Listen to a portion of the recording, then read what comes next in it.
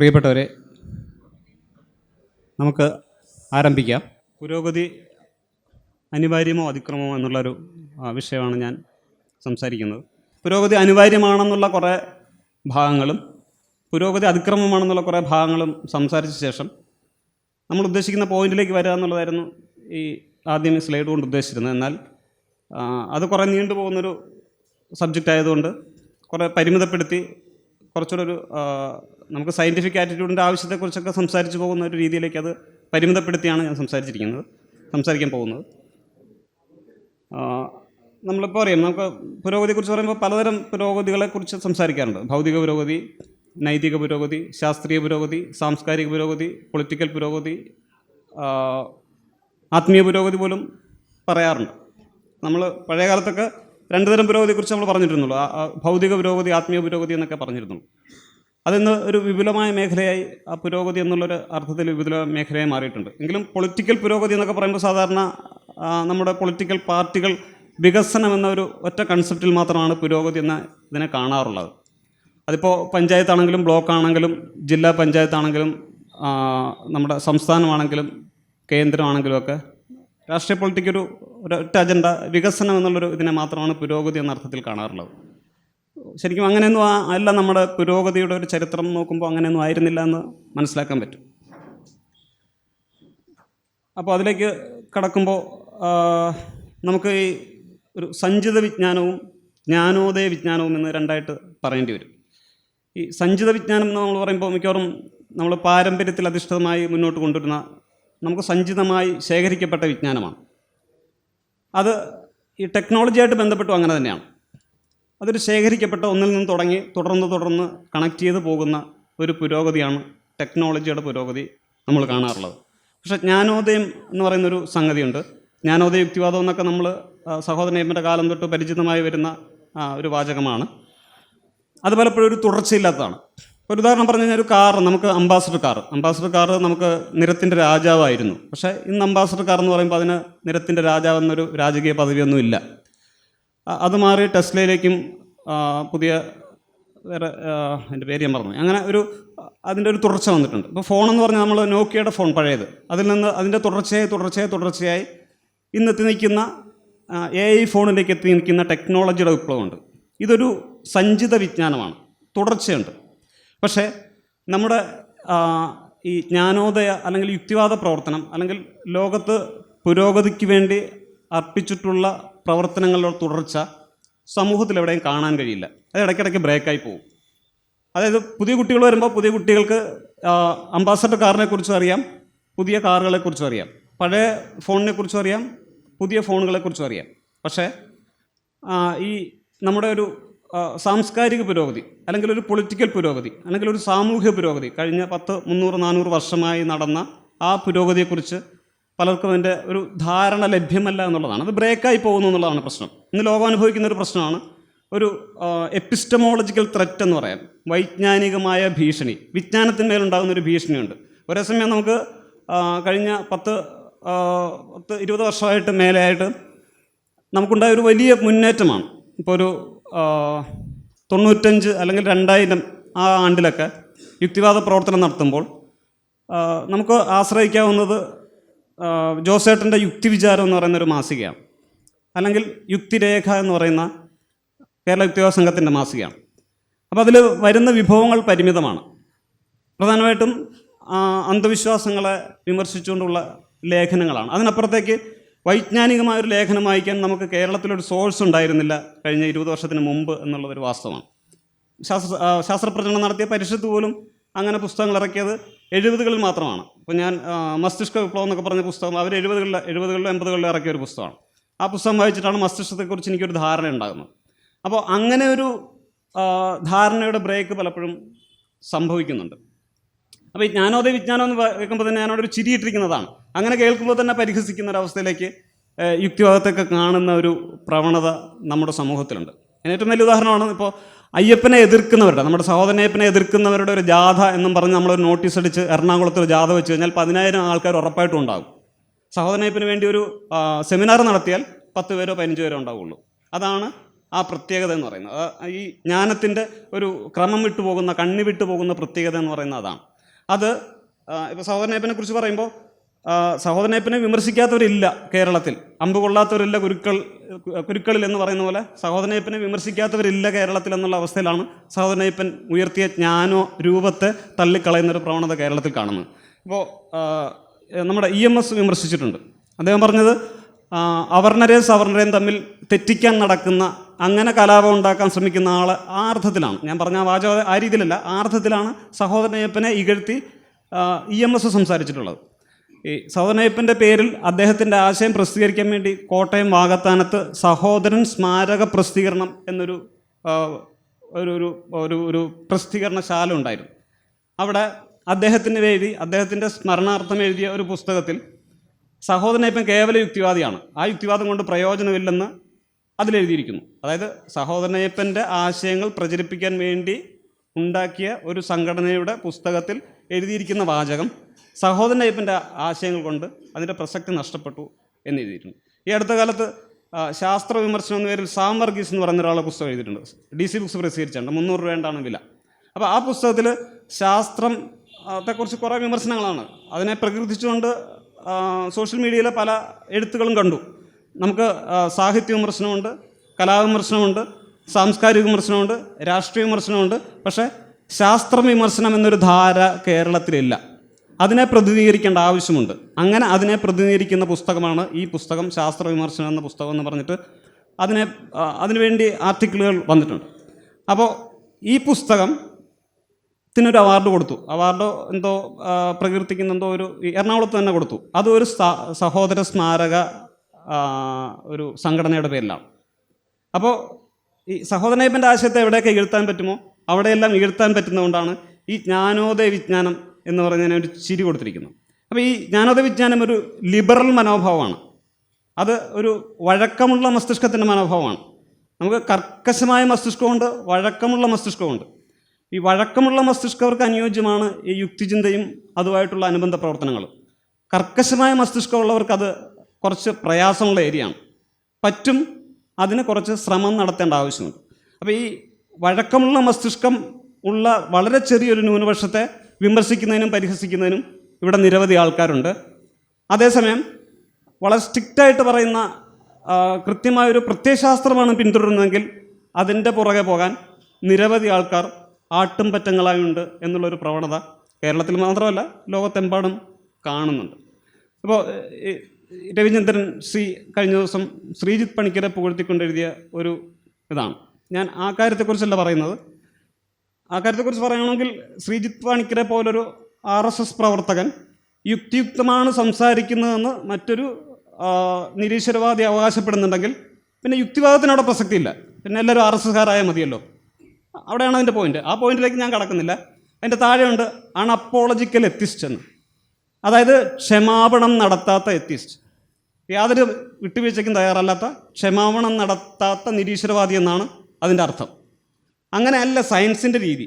സയൻസാണ് ഇവിടെ ക്രിട്ടിക്കും റിവിഷനും കൊണ്ടുവന്ന സയൻസാണ്. വിമർശനവും പുനഃപരിശോധനയും എന്നുള്ളതാണ് സയൻസിൻ്റെ കൺസെപ്റ്റ്. ആ കൺസെപ്റ്റിനെ അട്ടിമറിക്കുന്ന ഒരു പ്രത്യയശാസ്ത്ര വാചകങ്ങളാണ് അൺഅപ്പോളജിക്കൽ എത്തിസ്റ്റ് എന്ന് പറയുന്നത്. അപ്പോൾ നമ്മളിപ്പോൾ പ്രത്യയശാസ്ത്രം എന്ന് പറയുമ്പോൾ കൃത്യമായ ചട്ടക്കൂടുണ്ടാക്കി കൃത്യമായ ഒരു ലോകക്രമത്തിന് വേണ്ടി എഴുതിയ ആകണമെന്നില്ല പ്രത്യയശാസ്ത്രം. അത് പുതിയ മസ്തിഷ്ക തെളിവുകൾ, മസ്തിഷ്കത്തെക്കുറിച്ച് ഗവേഷണം നടത്തിയിട്ടുള്ള തെളിവുകൾ നമുക്ക് മുമ്പിൽ തെളിവായിട്ട് കൊണ്ടുവന്നിട്ടുണ്ട്. പ്രത്യയശാസ്ത്രം എന്ന് പറയുന്നത് കൃത്യമായി എഴുതപ്പെട്ട ഒരു സംഗതി തന്നെ ആകണമെന്നില്ല. ഇപ്പോൾ എൻ്റെ ഒരു സുഹൃത്തുണ്ട്, അദ്ദേഹം ഒരു BJP അനുഭാവിയൊക്കെയാണ്. അദ്ദേഹത്തെ ഞാനിങ്ങനെ ഫേസ്ബുക്കിൽ നമ്മുടെ മനുസ്മൃതിയെക്കുറിച്ച് ഒരു ഇതായിട്ട് എഴുതി, കുറച്ച് നാളായി. മനുസ്മൃതി അംബേദ്കർ കത്തിച്ചിട്ടുള്ളതാണ്, അതിലെ ആശയങ്ങൾ മോശമാണെന്നൊക്കെ പറഞ്ഞു. അപ്പോൾ അദ്ദേഹം എന്നോട് പറഞ്ഞു, കേരളത്തിൽ ഏതെങ്കിലും ഒരു വീട്ടിൽ നിന്ന് പോയി മനുസ്മൃതി എന്ന ഗ്രന്ഥം എടുത്തുകൊണ്ട് എൻ്റെ തരാമെങ്കിൽ ഈ വാദം ഞാൻ അംഗീകരിക്കാം. കേരളത്തിൽ ഏതെങ്കിലും വീട്ടിൽ നിന്ന് മനുസ്മൃതി എന്നൊരു ഗ്രന്ഥം എടുത്തുകൊണ്ട് അദ്ദേഹത്തെ ഏൽപ്പിക്കാമെങ്കിൽ ഈ മനുസ്മൃതിയാണ് ഇന്നും ഇന്ത്യ ഭരിക്കുന്നതെന്നുള്ള എൻ്റെ ആശയം ശരിയാണെന്ന് അദ്ദേഹം സമ്മതിക്കാമെന്ന് പറഞ്ഞു. അപ്പോൾ അങ്ങനെ ഒരു പുസ്തകം നമ്മൾ കേരളത്തിൽ എവിടെ ചെന്നാലും കിട്ടില്ല. പക്ഷേ ആ കേരളത്തിലെ ഒരു 50-60% ആൾക്കാരുടെ മനസ്സിൽ ആ മനുസ്മൃതി കൃത്യമായി പ്രതിഷ്ഠിക്കപ്പെട്ടിരിക്കുന്നു. അപ്പോൾ അത് കൃത്യമായി എഴുതപ്പെട്ട ദിവസം ദൈനംദിനം വായിക്കുന്ന ഒന്നാകണമെന്നില്ല പ്രത്യയശാസ്ത്രം. നമ്മുടെ കൂട്ടായ്മകൾ അങ്ങോട്ടും ഇങ്ങോട്ടും പങ്കിടുന്ന നമ്മളെ തന്നെ അപകടപ്പെടുത്തുന്ന ചില വാചകങ്ങളുടെ രൂപത്തിലും പ്രത്യയശാസ്ത്രം പ്രത്യക്ഷപ്പെടാമെന്നുള്ളതിനാണ് ഞാൻ അണപ്പോളജിക്കൽ എത്തിസ്റ്റ് എന്ന് പറയുന്നത്. ഒരു എത്തിസ്റ്റ് ഒരിക്കലും ക്ഷമാപണം നടത്താത്ത ആളാകാൻ പാടില്ല. അത് ശാസ്ത്രത്തിന് വിരുദ്ധമാണ്. ശാസ്ത്രത്തിന് മുന്നോട്ട് പോകുന്ന ആളെപ്പോഴും ഒരു ക്രിട്ടിക്കും റിവിഷനും എന്ന മനോഭാവം സ്വീകരിക്കേണ്ട ആളാവണം. ഞാനതുകൊണ്ടാണ് ഈ സഞ്ചിത വിജ്ഞാനവും ജ്ഞാനോദയ വിജ്ഞാനവും തമ്മിലുള്ള വ്യത്യാസം പറഞ്ഞത്. ഈ ജ്ഞാനോദയ വിജ്ഞാനത്തിന് തുടർച്ചയില്ലാത്ത വരുന്നത് ഇതുപോലെ ചില പ്രത്യയശാസ്ത്രങ്ങൾ നമ്മുടെ സമൂഹത്തിലേക്ക് കയറി ഇടപെടുന്നതുകൊണ്ടാണ് ജ്ഞാനോദയ യുക്തിവാദ കാഴ്ചപ്പാടിന് പ്രസക്തി നഷ്ടപ്പെട്ടു പോകുന്നതും ആൾക്കാർ കുറഞ്ഞു പോകുന്നതും. അതിൻ്റെ ഒരു വലിയ സ്പേസ് കവർന്നെടുക്കാൻ ഇതുപോലുള്ള പ്രത്യയശാസ്ത്ര രൂപങ്ങൾക്ക് കഴിയുമെന്നുള്ളത് തിരിച്ചറിഞ്ഞില്ലെങ്കിൽ യുക്തിവാദം കൊണ്ട്, നേരത്തെ ഒരു കുട്ടി സംസാരിച്ചപ്പോൾ മുതിർന്ന പുതിയ തലമുറയിലെ കുട്ടികൾ വരുന്നില്ല എന്നുള്ളൊരു പ്രശ്നം പറഞ്ഞു. ഈ പ്രശ്നത്തിൽ ഈ ഒരു ഘടകം കൂടെ ഉണ്ട്. അത് നമുക്ക് ഇപ്പോഴത്തെ സോഷ്യൽ മീഡിയയുടെ ആഘോഷം എടുത്ത് നോക്കിക്കഴിഞ്ഞാൽ അറിയാം. ഈ രണ്ട് ധ്രുവങ്ങളിലായി അമേരിക്കയും ചൈനയും രണ്ടായിട്ട് വേർതിരിയുമ്പോൾ, ചൈനയുടെ ഭാഗത്തും അമേരിക്കയുടെ ഭാഗത്തുമായിട്ട് വേർതിരിയുമ്പോൾ രണ്ട് ഭാഗത്തും ഈ വിജ്ഞാനത്തെ തിരസ്കരിക്കുന്ന ഒരു എപ്പിസ്റ്റമോളജിക്കൽ ത്രെറ്റിനെ നമ്മൾ ഭാവിയിൽ കാണേണ്ട ഒരു ഭീഷണിയിലേക്കാണ് ഈ വേർതിരിയലെന്ന് നമുക്ക് മനസ്സിലാക്കാൻ പറ്റണം എന്നുള്ളതാണ്. ഇതൊരു പുസ്തകത്തിലെ വാചകങ്ങളാണ്. വിവിധ യൂറോപ്യൻ രാജ്യക്കാർ അധിനിവേശം നടത്തിയ ഇടങ്ങളിലെല്ലാം പ്രചരിച്ചത് യൂറോപ്യൻ ഭാഷകളും സംസ്കാരവും ഭരണരീതിയും ഭരണ സംവിധാനവും ഒക്കെയാണ്. അതാണ് ഏറ്റവും മികച്ചതെന്നായിരുന്നു. അങ്ങനെയാണല്ലോ നമ്മുടെ രാജ്യത്ത് ഇംഗ്ലീഷ് മീഡിയത്തോടും യൂറോപ്യൻ സംസ്കാരത്തോടും ജീവിത രീതിയോടുമൊക്കെ ഭക്തി ആദരവുകൾ വളർന്നത്. അടിച്ചമർത്തൽ ആധുനിക സംസ്കാരത്തിൻ്റെ മുഖമുദ്രയായി നമ്മുടെ സമൂഹത്തിൽ മാറിയത് കോളനി വാഴ്ചയുടെ അവശിഷ്ടം എന്ന നിലയിലാണ്.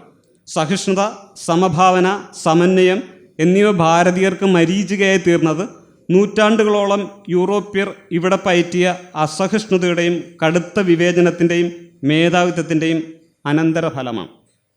ഈ വാചകം മനസ്സിലായല്ലോ. അതായത് യൂറോപ്യൻ വന്നതിന് ശേഷമാണ് ഇവിടെ എല്ലാം താറുമാറാക്കിയത്. നമ്മളെന്തായിരുന്നു? സഹിഷ്ണുത, സമഭാവന, സമന്വയം. ആർക്കെങ്കിലും രോമാഞ്ചം വരുന്നുണ്ടോ അതൊക്കെ കേട്ടിട്ട്? ഇങ്ങനെയായിരുന്നു ഇന്ത്യക്കാരെന്നുള്ളത് കേൾക്കുമ്പോൾ. ഇത് ഓർഗനൈസറിൽ വന്ന ലേഖനമാണ് എന്നാരെങ്കിലും വിചാരിക്കുന്നുണ്ടോ? ഓർഗനൈസറിൽ വരാൻ പറ്റിയൊരു ലേഖനമാണെന്ന് തോന്നുന്നുണ്ട്. അതായത് RSSൻ്റെ മുഖപത്രമായ ഓർഗനൈസറിൽ വരാൻ പറ്റിയ ലേഖനമാണ്. അതിൻ്റെ ഒരു ഘടനയും ആ വാചകങ്ങളുടെ ആശയവും പ്രതിനിധാനം ചെയ്യുന്നത് അങ്ങനെ ഒരു പുസ്തകത്തിൽ വരാൻ പറ്റും, അങ്ങനെ ഒരു പ്രസിദ്ധീകരണത്തിൽ വരാൻ പറ്റിയതാണ്. പക്ഷേ അങ്ങനെയല്ല, ഇത് പരിഷത്തിൻ്റെ പുസ്തകത്തിൽ നിന്നാണ് എടുത്തിരിക്കുന്നത്. അവിടെയാണ് പ്രശ്നം. അതായത് നമ്മൾ ശാസ്ത്രപ്രചാരകർ എങ്ങനെയാണ് ശാസ്ത്രത്തെ കാണുന്നതെന്നുള്ളൊരു വലിയ തകരാറിൽ നിന്ന് വേണം ശാസ്ത്രപ്രചരണം നമ്മൾ തുടങ്ങേണ്ടത്. അതായത് ബ്രിട്ടീഷുകാർ വന്നതിന് ശേഷമാണ് ഇവിടെ സഹിഷ്ണുതയും സമഭാവനയും സമന്വയവും നഷ്ടപ്പെട്ടത്. അത് മരീചികയായി തീർന്നു. അതായത് നോക്കാൻ പോലും പറ്റാത്ത അവസ്ഥയിലേക്ക്, നമ്മൾ ദൂരെ മാത്രം കാണുന്ന ഒരു അവസ്ഥയിലേക്ക് ഈ സഹിഷ്ണുതയും സമഭാവനയും വന്നു. കോളനി വാഴ്ചയുടെ അവശിഷ്ടം എന്ന നിലയിലാണ് അടിച്ചമർത്തൽ വന്നത്. ആധുനിക സമൂഹത്തിൽ അടിച്ചമർത്തൽ വളർന്നത് കോളനി വാഴ്ചയുടെ അവശിഷ്ടം എന്ന നിലയിലാണ്. മാത്രമല്ല യൂറോപ്യർ ഇവിടെ പയറ്റിയ അസഹിഷ്ണുതയുടെയും കടുത്ത വിവേചനത്തിൻ്റെയും മേധാവിത്വത്തിൻ്റെയൊക്കെ ഫലമാണ്. അപ്പോൾ കൊളോണിയലിസത്തെക്കുറിച്ച് നമുക്ക് തീർച്ചയായും ചില പ്രശ്നങ്ങളുണ്ട്. അത് എങ്ങനെയാണ് കാണേണ്ടത്? ഈ ആൾക്കാരുടെ കാഴ്ചപ്പാടിൻ്റെ പ്രശ്നം. ഇത് ശാസ്ത്രബോധമില്ലാതെ കാര്യങ്ങൾ കാണുന്ന കാഴ്ചപ്പാടിൻ്റെ പ്രശ്നമാണ് ഇവിടെ വരുന്നത്. അത് ഞാൻ വേറൊരു ഇതിൽ വായിക്കാം. അതായത് ഇവിടെ കേരളത്തിൽ നടന്നൊരു സംഭവമാണ്, അത് വായിക്കുക. 1829 ഫെബ്രുവരി 3 നടത്തിയ വിളംബരത്തിലൂടെ ഞായറാഴ്ച ഊഴിയത്തിൽ നിന്ന് ക്രിസ്ത്യാനികളായ ചാന്നന്മാരെ ഒഴിവാക്കിക്കൊണ്ട് ഉത്തരവിറക്കി. 1829 ഊഴിയമേല ഞായറാഴ്ച ദിവസം പാടില്ല എന്നും ക്ഷേത്രങ്ങളോടനുബന്ധിച്ചുള്ള ജോലികൾ ചെയ്യുന്നതിൽ നിന്ന് ക്രിസ്ത്യാനികളെ ഒഴിവാക്കിയിരിക്കുന്നുവെന്നും വിളംബരം പുറപ്പെടുവിച്ചിരുന്നെങ്കിലും അത് പാലിക്കപ്പെട്ടിരുന്നില്ല. 1841 ക്ഷേത്രങ്ങളോടനുബന്ധിച്ചുള്ള ഊഴിയമേല ചെയ്യാൻ വിസമ്മതിച്ച ഒരു ക്രിസ്ത്യൻ യുവാവിനെ സവർണ പ്രമാണികർ അടിച്ചുകൊന്നു. ഞായറാഴ്ച ഊഴിയം ചെയ്യാൻ തടസ്സം ഉന്നയിച്ചവർക്കെതിരെ സവർണ നേതാക്കന്മാർ കഠിനമായ മർദ്ദനം അഴിച്ചുവിട്ടു. നെയ്യാറ്റിൻകര സഭയിൽ ശുശ്രൂഷകനായി പ്രവർത്തിക്കുകയായിരുന്ന അരുളാനന്ദം ഊഴിയം നിർത്തലാക്കുവാൻ കൈക്കൊണ്ട ശ്രമങ്ങളെക്കുറിച്ച് റവർ ഡോക്ടർ ഗ്ലാസ്റ്റൺ ഇപ്രകാരം എഴുതിയിരിക്കുന്നു. 1850 മെയ് 10 ഞായറാഴ്ച ആരാധന കഴിഞ്ഞ് ജനങ്ങളെല്ലാവരും മടങ്ങി. പള്ളിയിൽ നിന്നും മടങ്ങിപ്പോയ ഒരുവനെ കൊണ്ട് സവർണ പ്രാമാണിക അധികാരത്തിൻ്റെ അധികാരം വെളിപ്പെടുത്തുന്നതിനായി കൊച്ചാപ്പി എന്ന പ്രമാണി നിർബന്ധപൂർവ്വം ഒരു ചുമടും എടുപ്പിച്ച് പള്ളിയുടെ പടിക്കലുള്ള റോഡിൽ കൂടി നടന്നു പോവുകയായിരുന്നു. ഈ നടപടിക്ക് നെയ്യാറ്റിൻകര അധികാരി ഉൾപ്പെടെയുള്ള സവർണരായ ഉദ്യോഗസ്ഥരുടെ പിന്തുണയുമുണ്ടായിരുന്നു. അരുളാനന്ദം ഒരു സുവിശേഷ പ്രസംഗകൻ ആയിരുന്നു. അദ്ദേഹത്തിൻ്റെ അടുക്കലെത്തി ഞായറാഴ്ച ക്രിസ്ത്യാനികൾ ഊഴിയം ചെയ്യാൻ പാടില്ലെന്നുള്ള നിയമം ഈ അരുളാനന്ദം ചെയ്തവരോട് ഓർമ്മിപ്പിച്ചു. ചുമടുമായി നിന്ന ക്രിസ്ത്യാനി പള്ളി നടയിൽ തന്നെ ചുമടുമിട്ടിട്ട് മടങ്ങിപ്പോയി. ക്ഷുഭിതനായി അവിടം വിട്ട പ്രമാണി ഏറെ താമസിയാതെ 200ഓളം വരുന്ന ഒരു സംഘത്തെയും കൂട്ടി മടങ്ങി വന്നു. അവർ മിഷൻ കോമ്പൗണ്ടും പള്ളിയും ആക്രമിച്ചു. അരുളാനന്ദൻ സുവിശേഷകനെയും സ്കൂളിലെ അധ്യാപകനെയും മറ്റു 3 പേരെയും കഠിനമായി മർദ്ദിച്ച അവരെ പിടിച്ചുകെട്ടി ജയിലിലടച്ചു. ജയിലിലും അവർക്ക് കഠിനമായ മർദ്ദനം അനുഭവിക്കേണ്ടി വന്നു. അരുളാനന്ദത്തെയാണ് ചെയ്യുന്നത്. അരുളാനന്ദത്തിൻ്റെ മീശയും താടിരോമങ്ങളും ഓരോന്നൊന്നായി അവർ പിഴുതെടുത്തു. ഇക്കാര്യം അറിഞ്ഞ ജോൺ കോക്സ് എന്ന മിഷണറി തടവിലായവരെ മോചിപ്പിക്കുകയും കോടതിയിൽ കേസ് കൊടുക്കുകയും ചെയ്തു. കോക്സ് നേരിട്ട് ഈ കേസ് വാദിക്കുകയും പ്രതികൾ ശിക്ഷിക്കപ്പെടുകയും ചെയ്തു. ഈ കേസിലെ മുഖ്യപ്രതി ശിക്ഷ അനുഭവിക്കുന്നതിന് മുമ്പ് തന്നെ മരണമടഞ്ഞു. അവർണരെ ആക്രമിച്ച കേസിൽ സവർണൻ ശിക്ഷിക്കപ്പെട്ടുള്ള അപമാനത്താൽ ആത്മഹത്യ ചെയ്തെന്നാണ് പിന്നീട് പറഞ്ഞു വരുന്നത്. അതായത് ഏതാണ്ട് 2000 വർഷത്തിനിടയിൽ ആദ്യമായിട്ട് നിയമം നടപ്പിലായി ഇന്ത്യയിൽ. അതാണ് സംഗതി. എന്തായിരുന്നു? വെറുതെ നിയമം നടപ്പിലായതല്ല, തെളിവധിഷ്ഠിത നിയമമാണ് നടപ്പിലായത്. എന്താണ് ചെയ്തതെന്ന് അതുവരെ നമുക്ക് എന്തായിരുന്നു ഉണ്ടായിരുന്നത്? ആരെങ്കിലും തെറ്റ് ചെയ്താൽ തിളച്ച എണ്ണയിൽ കൈമുക്കലാണ്. തെറ്റ് ചെയ്തോ എന്നുള്ളതല്ല, കൈമുക്കി പൊള്ളിയാൽ അവൻ കുറ്റക്കാരനായി. അപ്പോൾ പൊള്ളാത്ത ആരുമില്ലല്ലോ, അപ്പോൾ കുറ്റം ചെയ്യാത്ത ആരുമില്ല. അപ്പോൾ ആരെയും പിടിച്ചും കുറ്റവാളിയാക്കാമെന്നുള്ള നിയമം നിലനിന്ന സ്ഥലത്താണ് എന്ത് പറഞ്ഞിരിക്കുന്നത്? സഹിഷ്ണുത, സമഭാവന, സമന്വയം എന്നിവ ഭാരതീയർക്ക് അപ്രാപ്യമായത് ഈ കൊളോണിയൽ ഭരണത്തിൻ്റെ അവശിഷ്ടമായിട്ടാണെന്ന് ഇവിടെ പറഞ്ഞു വയ്ക്കുന്നത് ശാസ്ത്രം പ്രചരിപ്പിക്കേണ്ട ആൾക്കാരാണ്. ഇവിടെ വിൽഫ്രഡ് സെല്ലേഴ്സ് എന്ന് പറയുന്നൊരു വ്യക്തി, അദ്ദേഹം 2 തരത്തിൽ കാര്യങ്ങൾ പറയുന്നുണ്ട്. ഒരു പ്രത്യക്ഷ ചിത്രവും സായൻസിക ചിത്രവും. പ്രത്യക്ഷ ചിത്രവും ശാസ്ത്രീയ ചിത്രവും. എന്താണ് ഇത് തമ്മിലുള്ള വ്യത്യാസമെന്ന് വിൽഫ്രഡ് സെല്ലേഴ്സ് പറയുന്നുണ്ട്. ഈ പ്രത്യക്ഷ ചിത്രം എന്ന് പറഞ്ഞാൽ നമ്മുടെ പഞ്ചേന്ദ്രിയങ്ങൾ കൊണ്ട് നമുക്ക് നേരിട്ട് കാണാൻ കഴിയുന്ന കാര്യങ്ങൾ, അനുഭവിക്കാൻ കഴിയുന്ന കാര്യങ്ങളെയാണ് നമ്മൾ പ്രത്യക്ഷ ചിത്രം എന്ന് പറയുന്നത്. സായൻസിക ചിത്രം എന്ന് പറഞ്ഞാൽ അങ്ങനെ നമുക്ക് നേരിട്ട് അനുഭവിക്കാൻ കഴിയില്ല. ഇനി അനുഭവിക്കാൻ കഴിഞ്ഞാൽ തന്നെ ചില മസ്തിഷ്ക പ്രവണതകൾ കൊണ്ട് നമുക്ക് വേറൊരു ലോകമായിരിക്കും, നമ്മുടെ വൈകാരികത കൊണ്ടും വേറൊരു ഫീലിങ്സ് ആയിരിക്കും നമുക്കതിനെക്കുറിച്ച് ഉണ്ടാവുക. അപ്പോൾ സത്യം കണ്ടെത്താനുള്ള മാർഗത്തെക്കുറിച്ച് 2 തരം മാർഗം. ഒന്നാമത്തേത് പ്രത്യക്ഷ ചിത്രം. അതിന് സത്യം കണ്ടെത്താൻ പ്രത്യേകിച്ച് മാർഗത്തിൻ്റെ കാര്യമില്ല. സ്വാഭാവികമായിട്ട് നമ്മൾ ചിരപരിചിതമായ ഒരു ലോകത്താണ്. ഇപ്പോൾ ഒരു കസേര വിവരിക്കുമ്പോൾ കസേരയ്ക്ക് 4 കാലുണ്ട്, മേലോട്ട് പൊങ്ങിയിരിക്കുന്ന ഒരു സീറ്റിംഗ് ഇതൊക്കെ ഉണ്ട് എന്നും പറഞ്ഞൊരു സിദ്ധാന്തം ഉണ്ടാക്കേണ്ട കാര്യമില്ല. കസേര 4 കാലുണ്ടെന്ന് പ്രത്യേകിച്ച് എഴുതി വയ്ക്കേണ്ട കാര്യമില്ല. കസേര എന്ന് പറഞ്ഞാൽ മതി, എല്ലാവരുടെ മനസ്സിൽ ആ ചിത്രം വരും. ഇതാണ് പ്രത്യക്ഷ ചിത്രം. പ്രത്യേകിച്ച് എടുത്ത് പറഞ്ഞ് മനസ്സിലാക്കേണ്ട ആവശ്യമില്ല. പക്ഷേ ഒരു കസേര എങ്ങനെ നിർമ്മിച്ചു, അതിൻ്റെ പ്ലാസ്റ്റിക് എങ്ങനെ നിർമ്മിച്ചു എന്ന് പറയാൻ ആ പ്ലാസ്റ്റിക്കിൻ്റെ കണ്ടൻറ്റ് ഇതൊക്കെ അറിയണമെങ്കിൽ ഒരു ശാസ്ത്രം തന്നെ നമുക്ക് ആവശ്യമാണ്. ഇതാണ് പ്രത്യക്ഷ ചിത്രവും ശാസ്ത്ര ചിത്രവും തമ്മിലുള്ള വ്യത്യാസം.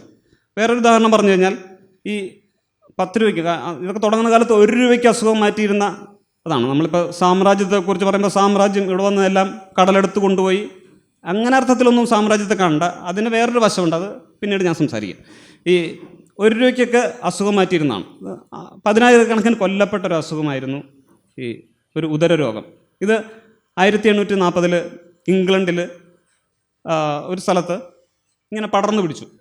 എന്താണ് കാരണമെന്ന് അന്വേഷിച്ചു. അപ്പോൾ ഒരു പ്രത്യേകതരം കാറ്റാണ് ഈ ഉദരരോഗത്തിന് കാരണമെന്ന് ആൾക്കാർ പൊതുവെ ധരിച്ചു. അപ്പോൾ അമ്മമാരൊക്കെ കുട്ടികൾ പുറത്തിറങ്ങുമ്പോൾ, അസത്ത് നീ പോയി കാറ്റ് കൊണ്ടിട്ട് വരികയാണല്ലോ. അപ്പോൾ വീട്ടിൽ വരുമ്പോൾ കുട്ടിക്ക് ചെറുതായിട്ട് ഉദരരോഗം, വയറിളക്കം, ഛർദി ഇതൊക്കെ തുടങ്ങുന്നുണ്ട്. അപ്പം ഒരു കരയാണ്, മൂത്തവനും പോയി നീയും ആ കാറ്റ് കൊണ്ടിട്ട് വരികയാണോ എന്നൊക്കെ ചോദിക്കും. അങ്ങനെ കുട്ടികളൊന്നും പുറത്തു വിടാതെ ഇരുന്ന സമയത്താണ് ജോൺ സ്നോ എന്ന് പറയുന്ന ഒരു ചിന്തകൻ, ഒരു അന്വേഷകൻ, ഒരു ശാസ്ത്ര പ്രവർത്തകൻ, അല്ലെങ്കിൽ ശാസ്ത്രത്തോട് താല്പര്യമുള്ള ഒരു വ്യക്തി ഇതിനെക്കുറിച്ച് അന്വേഷിച്ചിറങ്ങുകയാണ്. അപ്പോൾ അന്വേഷിച്ചിറങ്ങുമ്പോൾ അദ്ദേഹം കണ്ടെത്തുന്നത് ഒരു പ്രത്യേക വാട്ടർ ടാങ്കിന് സമീപമുള്ള കണക്ഷനിലാണ് ഏറ്റവും കൂടുതൽ ഈ ഉദരരോഗം സംഭവിക്കുന്നത്. അപ്പോൾ അതാണ് നമ്മുടെ ശാസ്ത്രത്തിൻ്റെ ഒരു അന്വേഷണ രീതിയാണ്. അതിൻ്റെ വസ്തുതകൾ അന്വേഷിച്ചാണ് ഇറങ്ങുമ്പോൾ അദ്ദേഹം ഇത് കണ്ടെത്തുന്നു. അപ്പോൾ അദ്ദേഹം മുനിസിപ്പൽ അധികാരികളോട് പറഞ്ഞു, ഈ വാട്ടർ ടാങ്കിൽ നിന്നുള്ള എല്ലാ കുടിവെള്ള വിതരണവും നിർത്തിവെക്കണമെന്ന് പറഞ്ഞു. അങ്ങനെ അവിടെ നിർത്തിവെച്ചിട്ട് വേറെ സ്ഥലത്തു നിന്ന് വെള്ളം കൊണ്ടുവന്നപ്പോൾ അത് പിന്നെ ഈ അസുഖം, ഈ ഉദരരോഗം നിന്നു എന്നുള്ളതാണ്. ഇതിന് ശേഷം റോബർട്ട് കോച്ചാണ് പിന്നെ ഇത് മറ്റേ കോളറയാണെന്നൊക്കെ കണ്ടെത്തുന്നതും മരുന്ന് കണ്ടെത്തുന്നതും ആ മരുന്നിൻ്റെയാണ് ഇത് ORS ഇത് കണ്ടെത്തിയത്. അപ്പോൾ നമ്മുടെ നാട്ടിലൊക്കെ ഒരു ഇതിനെക്കുറിച്ചൊരു പ്രത്യക്ഷ ചിത്രമുള്ള എന്താണെന്ന് ചിലപ്പോൾ ഇവിടെ ഇരിക്കുന്ന പലർക്കും ഓർമ്മയുണ്ടാവും. ഇപ്പോൾ എൻ്റെ ഒരു സുഹൃത്ത് 1989 മരിക്കുന്നത് കോളറ വന്നിട്ടാണ്. അപ്പോൾ ഹോസ്പിറ്റലിൽ കൊണ്ടുപോയി രക്ഷപ്പെട്ടില്ല. പിറ്റേ ദിവസമാണ് ഞാൻ അറിയുന്നത്. നമുക്ക് അപ്പോൾ നമ്മളിത്രയും ഈ രീതിയിലൊന്നും ചിന്തിച്ചിട്ടില്ല. അപ്പോൾ ആ കാലത്ത് സമൂഹത്തിൽ പടർന്നിരുന്ന ഒരു കാര്യമാണ് കോളറ വന്നു കഴിഞ്ഞാൽ വെള്ളം കൊടുക്കാൻ പാടില്ല. കാരണം എന്താ, വെള്ളം കൊടുത്തു കഴിഞ്ഞാൽ അവൻ പിന്നെ ആ വെള്ളം കൂടെ പോകും. അപ്പോൾ വെള്ളം കൊടുക്കാതിരുന്ന എന്ത് പറ്റും? വെള്ളമാണല്ലോ ശരീരത്തിൽ നിന്ന് പോയിക്കൊണ്ടിരിക്കുന്നത്. അപ്പോൾ വെള്ളം തീർന്നു കഴിയുമ്പോൾ, വെള്ളം നിന്ന് കഴിഞ്ഞാൽ പിന്നെ ആൾ രക്ഷപ്പെടും. അതുകൊണ്ട് ആരും അക്കാലത്ത് വെള്ളം കൊടുക്കില്ല. അങ്ങനെ വെള്ളം കൊടുക്കാതെ മരണപ്പെട്ട എൻ്റെ സുഹൃത്തിനെ കുറിച്ചാണ് ഞാൻ പറഞ്ഞത്. അതായത് വീട്ടുകാർ പകൽ മുഴുവൻ ആ കുട്ടിക്ക് വെള്ളം കൊടുത്തില്ല. ഇതാണ് നമ്മുടെ പ്രാഥമിക ലോജിക്ക്, പ്രത്യക്ഷ ലോജിക്ക് പ്രവർത്തിക്കുന്നത് ഇങ്ങനെയാണ്. നമ്മളൊരു കാര്യം കാണുന്നു, അതിനെക്കുറിച്ച് ആ രീതിയിൽ ചിന്തിക്കുന്നു, ഇതാണ് ശരിയെന്ന് വിചാരിക്കുന്നു. അപ്പോൾ ഈ കോളറ വരുമ്പോൾ വെള്ളം കൊടുക്കാതിരുന്നാൽ കുട്ടി രക്ഷപ്പെടുമെന്ന് വിചാരിച്ച് നമ്മുടെ പൂർവികരായിട്ടുള്ള കുറേ ആൾക്കാർ മരിച്ചിട്ടുള്ളത് വെള്ളം കിട്ടാതെയാണ് മരിച്ചത്. വെള്ളം കൊടുക്കുന്നതുകൊണ്ടാണല്ലോ വെള്ളം ആയിട്ട് പോകുന്നത് എന്നുള്ള തെറ്റിദ്ധാരണ. അതിൽ നിന്നാണ് ഇത് ഡീഹൈഡ്രേഷൻ മൂലമാണ് മരണം സംഭവിക്കുന്നതെന്ന് ശാസ്ത്രം കണ്ടെത്തിയത്. കുറച്ച് കാര്യങ്ങളാണ്, അതായത് sodium chloride, sodium citrate, potassium chloride, ഇങ്ങനെ 4-5 വളരെ ചിലവ് കുറഞ്ഞ കണ്ടൻറ്റിൻ്റെ അപര്യാപ്തതയിലാണ് മരണം നടക്കുന്നതെന്ന് ശാസ്ത്രം കണ്ടെത്തിയത്. ഞാൻ നേരത്തെ വിൽഫ്രഡ് സെല്ലേഴ്സ് പറഞ്ഞ പ്രത്യക്ഷ ചിത്രം എന്താണ്, ശാസ്ത്രീയ ചിത്രം എന്താണ് എന്ന് മനസ്സിലാക്കാൻ വേണ്ടിയിട്ടാണ് എന്ന് പറഞ്ഞത്. അതായത് പ്രത്യക്ഷ ചിത്രത്തിലൂടെ നമ്മളൊരു തീരുമാനം എടുത്തു കഴിഞ്ഞാൽ അത് ശരിയായിരിക്കില്ല എന്ന് നമുക്ക് കഴിഞ്ഞ 100-300 വർഷമായിട്ട് അനുഭവം ഉള്ളതുകൊണ്ടാണ് എന്ത് നമ്മൾ പറയുന്നത്, നമ്മൾ ഏതൊരു വിഷയത്തെക്കുറിച്ചും ഒരു ശാസ്ത്രീയ മനോഭാവം പുലർത്തേണ്ടതിൻ്റെ ആവശ്യത്തെക്കുറിച്ച് പറഞ്ഞത്. അപ്പോഴാണ് തൊട്ട് മുമ്പത്തെ സ്ലൈഡിൻ്റെ പ്രശ്നം വരുന്നത്. ഇങ്ങനെയാണ് സമൂഹത്തെ അശാസ്ത്രീയമായിട്ട് വിലയിരുത്തുന്നതെന്ന് കൂടെ അറിയണം. കൊളോണിയൽ ആൾക്കാർ കൊണ്ടുവന്നത് കേവലം നിഷ്ഠൂരതകൾ മാത്രമല്ല, അതൊരു ഏത് ഭരണ സംവിധാനം. ഇപ്പം നമ്മുടെ ഇന്ത്യ ഗവൺമെൻറ് എന്താ കാണിക്കുന്നത്, നമ്മുടെ സ്വന്തം ഗവൺമെൻറ് അല്ലേ. അമേരിക്കയിൽ എന്താണ് നടക്കുന്നത്, അഭിപ്രായ സ്വാതന്ത്ര്യമില്ലാത്ത ചൈനയിൽ എന്താണ് നടക്കുന്നത്, ഇന്ന് പാടിപ്പോഴ്ത്തുന്ന ചൈന എന്താണ് നടക്കുന്നത്, നമുക്ക് അതിൻ്റെ ബാക്ക്ഗ്രൗണ്ടിലേക്ക് പോയാൽ അറിയാം. അത് വേറൊരു വശം. അപ്പോൾ ഇതൊരു ഭരണ സംവിധാനത്തിൻ്റെ പ്രശ്നമല്ല, അവരെന്താണ് അറിവാണ് കൊണ്ടുവന്നെന്നുള്ളതിൻ്റെ പ്രശ്നമാണ്. അവർ കൊണ്ടുവന്ന അറിവാണ് ശാസ്ത്രജ്ഞാനം, ഈ കൊളോണിയലിസ്റ്റുകൾ കൊണ്ടുവന്ന ശാസ്ത്രജ്ഞാനം. അപ്പോൾ ഇന്നത് വളർന്ന് വികസിച്ച് ഒരു നോളജ് വെബായിട്ട് മാറിയിട്ടുണ്ട്. അതിനെ മാർട്ടിൻ ബൗദ്രി എന്ന് പറയുന്ന ഒരാൾ ബ്രോഡ്ലി കൺസ്ട്രോൾഡ് എന്നാണ്, വിവിധ മേഖലകൾ സമന്വയിച്ച ഒരു ചിലന്തി വല പോലെയുള്ള വെബ് പോലെയാണ് ഇന്നത്തെ ശാസ്ത്ര സംവിധാനം എന്ന് പറയുന്നത്. അതിൽ നാച്ചുറൽ സയൻസ് മാത്രമല്ല, social science, behaviour science, human behaviour science, society ഉണ്ട്, കൾച്ചറുണ്ട്, field of sociology, psychology, political science, economics, anthropology fall under in this umbrella. ഈ അംബർലയുടെ കീഴിൽ ഈ സയൻസുകളെല്ലാം ഉണ്ട്. അതൊരു നോളജ് വെബാണ്, ഒരു ചിലന്തി വല പോലുള്ള നോളജ് വെബാണ്. പക്ഷേ സയൻസ് എന്ന് കേൾക്കുമ്പോൾ നമുക്ക് എന്ത് മാത്രമേ ഓർമ്മ വരുള്ളൂ, നാച്ചുറൽ സയൻസ് മാത്രമേ ഓർമ്മ വരുള്ളൂ. ഈ പരിമിതി പരിഹരിക്കാതെ നമുക്ക് യുക്തിചിന്തകർ എന്ന നിലയിൽ മുന്നോട്ട് പോകാൻ പറ്റില്ല എന്നുള്ളതാണ് നമ്മൾ നേരിടുന്ന ഒരു പ്രധാനപ്പെട്ട പ്രശ്നം. അതായത് ഒരു സയൻസ് പ്രചാരകൻ എന്താണ്, അയാൾ നാച്ചുറൽ സയൻസ് പറയുന്ന ആളായിരിക്കും, ഒന്നില്ല ബയോളജി പറയുന്ന ആളായിരിക്കും, അല്ലെങ്കിൽ കെമിസ്ട്രി പറയുന്ന ആളായിരിക്കും, അല്ലെങ്കിൽ ഫിസിക്സ്. ഇതൊന്നും പറയേണ്ടെന്നോ അവരവരുടെ വിഷയത്തിൽ പ്രാഗൽഭ്യമുള്ളവർ പറയരുതോ എന്നുള്ള അർത്ഥത്തിലല്ല ഞാൻ പറഞ്ഞു വരുന്നത്. ഈ ഒരു തെറ്റിദ്ധാരണ മാറാതെ നമുക്ക് യുക്തിചിന്തയായിട്ട് മുന്നോട്ട് പോകാൻ കഴിയില്ല എന്നുള്ളൊരു പ്രശ്നത്തെയാണ് ഞാൻ അഡ്രസ്സ് ചെയ്യാൻ നോക്കുന്നത്. അപ്പോൾ പരിഷത്തിനൊക്കെ ഇത് കുറ്റം പറയുന്നതായിട്ട് നിങ്ങൾക്ക് തോന്നാൻ പാടില്ല. കാരണം അതൊരു കുറവുകളല്ല, സയൻസിൻ്റെ ഭാഗത്തു നിന്നുള്ള ക്രിട്ടിക്കും റിവിഷനും ചെയ്തേ നമുക്ക് മുന്നോട്ട് പോകാൻ പറ്റുകയുള്ളൂ. ഇപ്പോൾ പരിഷത്ത് നടത്തുമ്പോൾ പലപ്പോഴും നക്ഷത്ര നിരീക്ഷണം, അല്ലെങ്കിൽ ചന്ദ്രനിൽ പോയവരുടെ മാതൃക നിർമ്മിക്കൽ, അല്ലെങ്കിൽ റോക്കറ്റുകൾ പരിചയപ്പെടൽ, ഇതിനപ്പുറത്തേക്ക് ശാസ്ത്രപ്രചരണം എന്ന നിലയിൽ അത് മുന്നോട്ട് പോകുന്നില്ല, നിശ്ചലമായി പോകുന്നതിന് കാരണം ഈ ശാസ്ത്രം എന്ന് പറയുന്നത് നാച്ചുറൽ സയൻസിൽ മാത്രം നിലനിൽക്കുന്ന ഒന്നല്ല, അത് അതിൻ്റെ വിവിധ മേഖലകളിലേക്ക് വ്യാപരിച്ച് കഴിഞ്ഞിട്ടുള്ളതാണ്. അപ്പോൾ അതാണ് സഹോദരനെ ഇപ്പം പറഞ്ഞ നിരീക്ഷണവും യുക്തിയധിഷ്ഠിത ചിന്തനവും അറിവിനുള്ള മാർഗമാണെന്നുള്ളത്. ഇതിന്ന് വരെ തിരുത്തപ്പെട്ടിട്ടില്ല. ഈ നിരീക്ഷണവും യുക്തിയധിഷ്ഠിത ചിന്തനവുമാണ് അറിവിനുള്ള മാർഗം എന്നുള്ളത് തിരുത്തപ്പെടാത്ത ഒരു സംഗതിയാണ്. എന്തെങ്കിലും തിരുത്തപ്പെടേണ്ടി വന്നാൽ നമുക്ക് തിരുത്താവുന്നേ ഉള്ളൂ. ഈ science the only way, Martin Boudry എന്ന് പറഞ്ഞ നേരത്തെ പറഞ്ഞ വ്യക്തി, ശാസ്ത്രം മാത്രമാണ് അറിവിനുള്ള മാർഗം, അപ്പോൾ വേറെ മാർഗങ്ങളൊന്നും ഇല്ലേ എന്ന് ചോദ്യം വരാം. നമുക്ക് പ്രത്യക്ഷ ജ്ഞാനത്തിൽ കിട്ടുന്ന കാര്യങ്ങളെക്കുറിച്ച് അറിവെന്ന് പറയേണ്ട കാര്യമില്ല. ഉദാഹരണത്തിന് കോളർ വരുമ്പോൾ വെള്ളം കൊടുക്കാൻ പാടില്ല എന്ന് പറയുന്ന അറിവല്ല. ഇനി അല്ലെങ്കിൽ നമ്മുടെ മുന്നിലിരിക്കുന്ന കസേരയാണെന്ന് പറയുന്ന ഒരു അറിവല്ല, നമുക്കെല്ലാവർക്കും അറിയാവുന്ന കാര്യമാണ്. നമുക്ക് 98% അറിയാവുന്ന കാര്യങ്ങളാണ്. പിന്നെ അതറിയാൻ പാടില്ലാത്ത കുട്ടികൾ മാത്രമാണ്. ആ കുട്ടികളെ ഭാഷാ പഠനത്തോടൊപ്പം നമ്മളത് പഠിപ്പിക്കുന്നുണ്ട്. അപ്പോൾ അറിവിനുള്ള മാർഗം സയൻസിൻ്റെ മാർഗം മാത്രമാണ്. ഇതാണ് സഹോദരൻ പറഞ്ഞ നിരീക്ഷണവും യുക്തിയധിഷ്ഠിത ചിന്തനവുമാണ് അറിവിനുള്ള മാർഗം എന്ന് പറഞ്ഞത്. ഈ മാർട്ടിൻ ബൗദ്രിയെക്കുറിച്ച് നേരത്തെ സംസാരിച്ച റിഡക്ഷയുടെ പ്രതീഷ്, അവരുടെ ടീം ഇദ്ദേഹത്തുമായിട്ട് നേരിട്ടൊരു അഭിമുഖം നടത്തിയിട്ടുണ്ട്, യൂട്യൂബിലുണ്ട്, ഇംഗ്ലീഷിലാണ്. റിഡക്ഷോ ചാനലിൻ്റെ ഇതിൽ അതുണ്ട്, ഈ സയൻസ് ഈസ് ദ ഒൺലി വേ. അതിൻ്റെ ഒരു പിക്ചറാണ് ഞാൻ ഇട്ടിരിക്കുന്നത്. അപ്പോൾ ഇത് ഞാൻ പറഞ്ഞത് ഈ നേരത്തെ പറഞ്ഞ നൈതിക പുരോഗതി ഉണ്ടല്ലോ, നമ്മൾ ഭൗതിക പുരോഗതി, നൈതിക പുരോഗതി, ശാസ്ത്രീയ പുരോഗതി, ഇങ്ങനെ പല പുരോഗതിയെക്കുറിച്ച് പറയുമ്പോൾ ഈ നൈതിക പുരോഗതി നമ്മുടെ രാജ്യത്തേക്ക് വന്നതിൽ ശാസ്ത്രത്തിന് വളരെയധികം പങ്കുണ്ട്. ആ പങ്കിനെക്കുറിച്ചാണ് തെളിവധിഷ്ഠിത ഒരു നീതി നേരത്തെ അരുളാനന്ദൻ്റെ കാര്യത്തിൽ കിട്ടിയത്. അവിടെ അരുളാനന്ദനെ മർദ്ദിക്കുകയായിരുന്നു. അവിടുന്ന് ജോൺ കോക്സ് എന്ന് പറഞ്ഞ ആൾ പിടിച്ചുകൊണ്ടുപോയി കോടതിയിൽ ഹാജരാക്കുന്നു. എന്നിട്ട് ഇദ്ദേഹത്തിനാണ് നീതി കൊടുക്കേണ്ടതെന്ന് പറയുന്നു. അവിടെ ആ ജോൺ കോക്സ് എന്ന അഡ്വക്കേറ്റ് ഇടപെട്ടില്ലെങ്കിൽ ഉറപ്പായിട്ടും അരുളാനന്ദമാണ് മരിക്കുന്നത്. അതേസമയം നീതി ഇടപെട്ടപ്പോൾ എന്താണ് സംഭവിച്ചത്? മരിച്ചത് ആ സവർണ മേധാവിയാളാണ്. അയാൾ അപമാനം മൂലം ആത്മഹത്യ ചെയ്യുകയാണ് ഉണ്ടായത്. അപ്പോൾ ഇതുപോലെ ആയിരക്കണക്കിന് ആൾക്കാർ ഇവിടെ അപമാനം സഹിക്കുന്നുണ്ടെന്നുള്ള നീതിയെക്കുറിച്ചുള്ളൊരു ബോധവും ഇല്ലാതിരുന്നൊരു സമൂഹമാണ് നമ്മുടെ എന്ന് പറഞ്ഞു. അതിൽ നിന്നാണ് നമ്മൾ ഇന്ന് കാണുന്ന പുരോഗതിയിലേക്കൊക്കെ വന്നിരിക്കുന്നത്. അപ്പോൾ ഇത് ഞാൻ പറഞ്ഞ ശാസ്ത്രത്തിൻ്റെ ഒരു പരിധി എന്ന് പറഞ്ഞാൽ പരിധി ലംഘിച്ച് പോയിക്കൊണ്ടിരിക്കുകയാണ്. അത് ദൈവത്തെക്കുറിച്ച്, ഇപ്പോൾ ദൈവം എന്ന് പറയുന്നത് നമ്മുടെ ഒരു സങ്കല്പമൊക്കെ ഉണ്ടല്ലോ, ഇത് നമുക്ക് മനുഷ്യ മസ്തിഷ്കത്തിലൊരു ഒരു ഏജൻസി പോലെ പ്രവർത്തിക്കുന്നതുകൊണ്ടാണെന്നാണ് ഈ മൈക്കിൾ ഗ്രിസാനിയോ എന്ന് പറയുന്ന ഈ ഫോട്ടോയിലുള്ള അദ്ദേഹം പറയുന്നത്. അതായത് നമ്മളിപ്പോൾ ഒരു സ്കൂട്ടറിൽ പോകുന്നു, ആ പോകുന്ന വഴിക്ക് പെട്രോൾ ഉണ്ടോയെന്നൊരു സംശയം.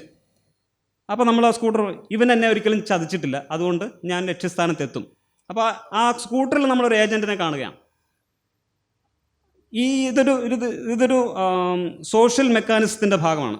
ഇദ്ദേഹത്തിൻ്റെ ഒരു പോയിന്റ് ഇതാണ്: the central scientific point is that you never do experience another person mind.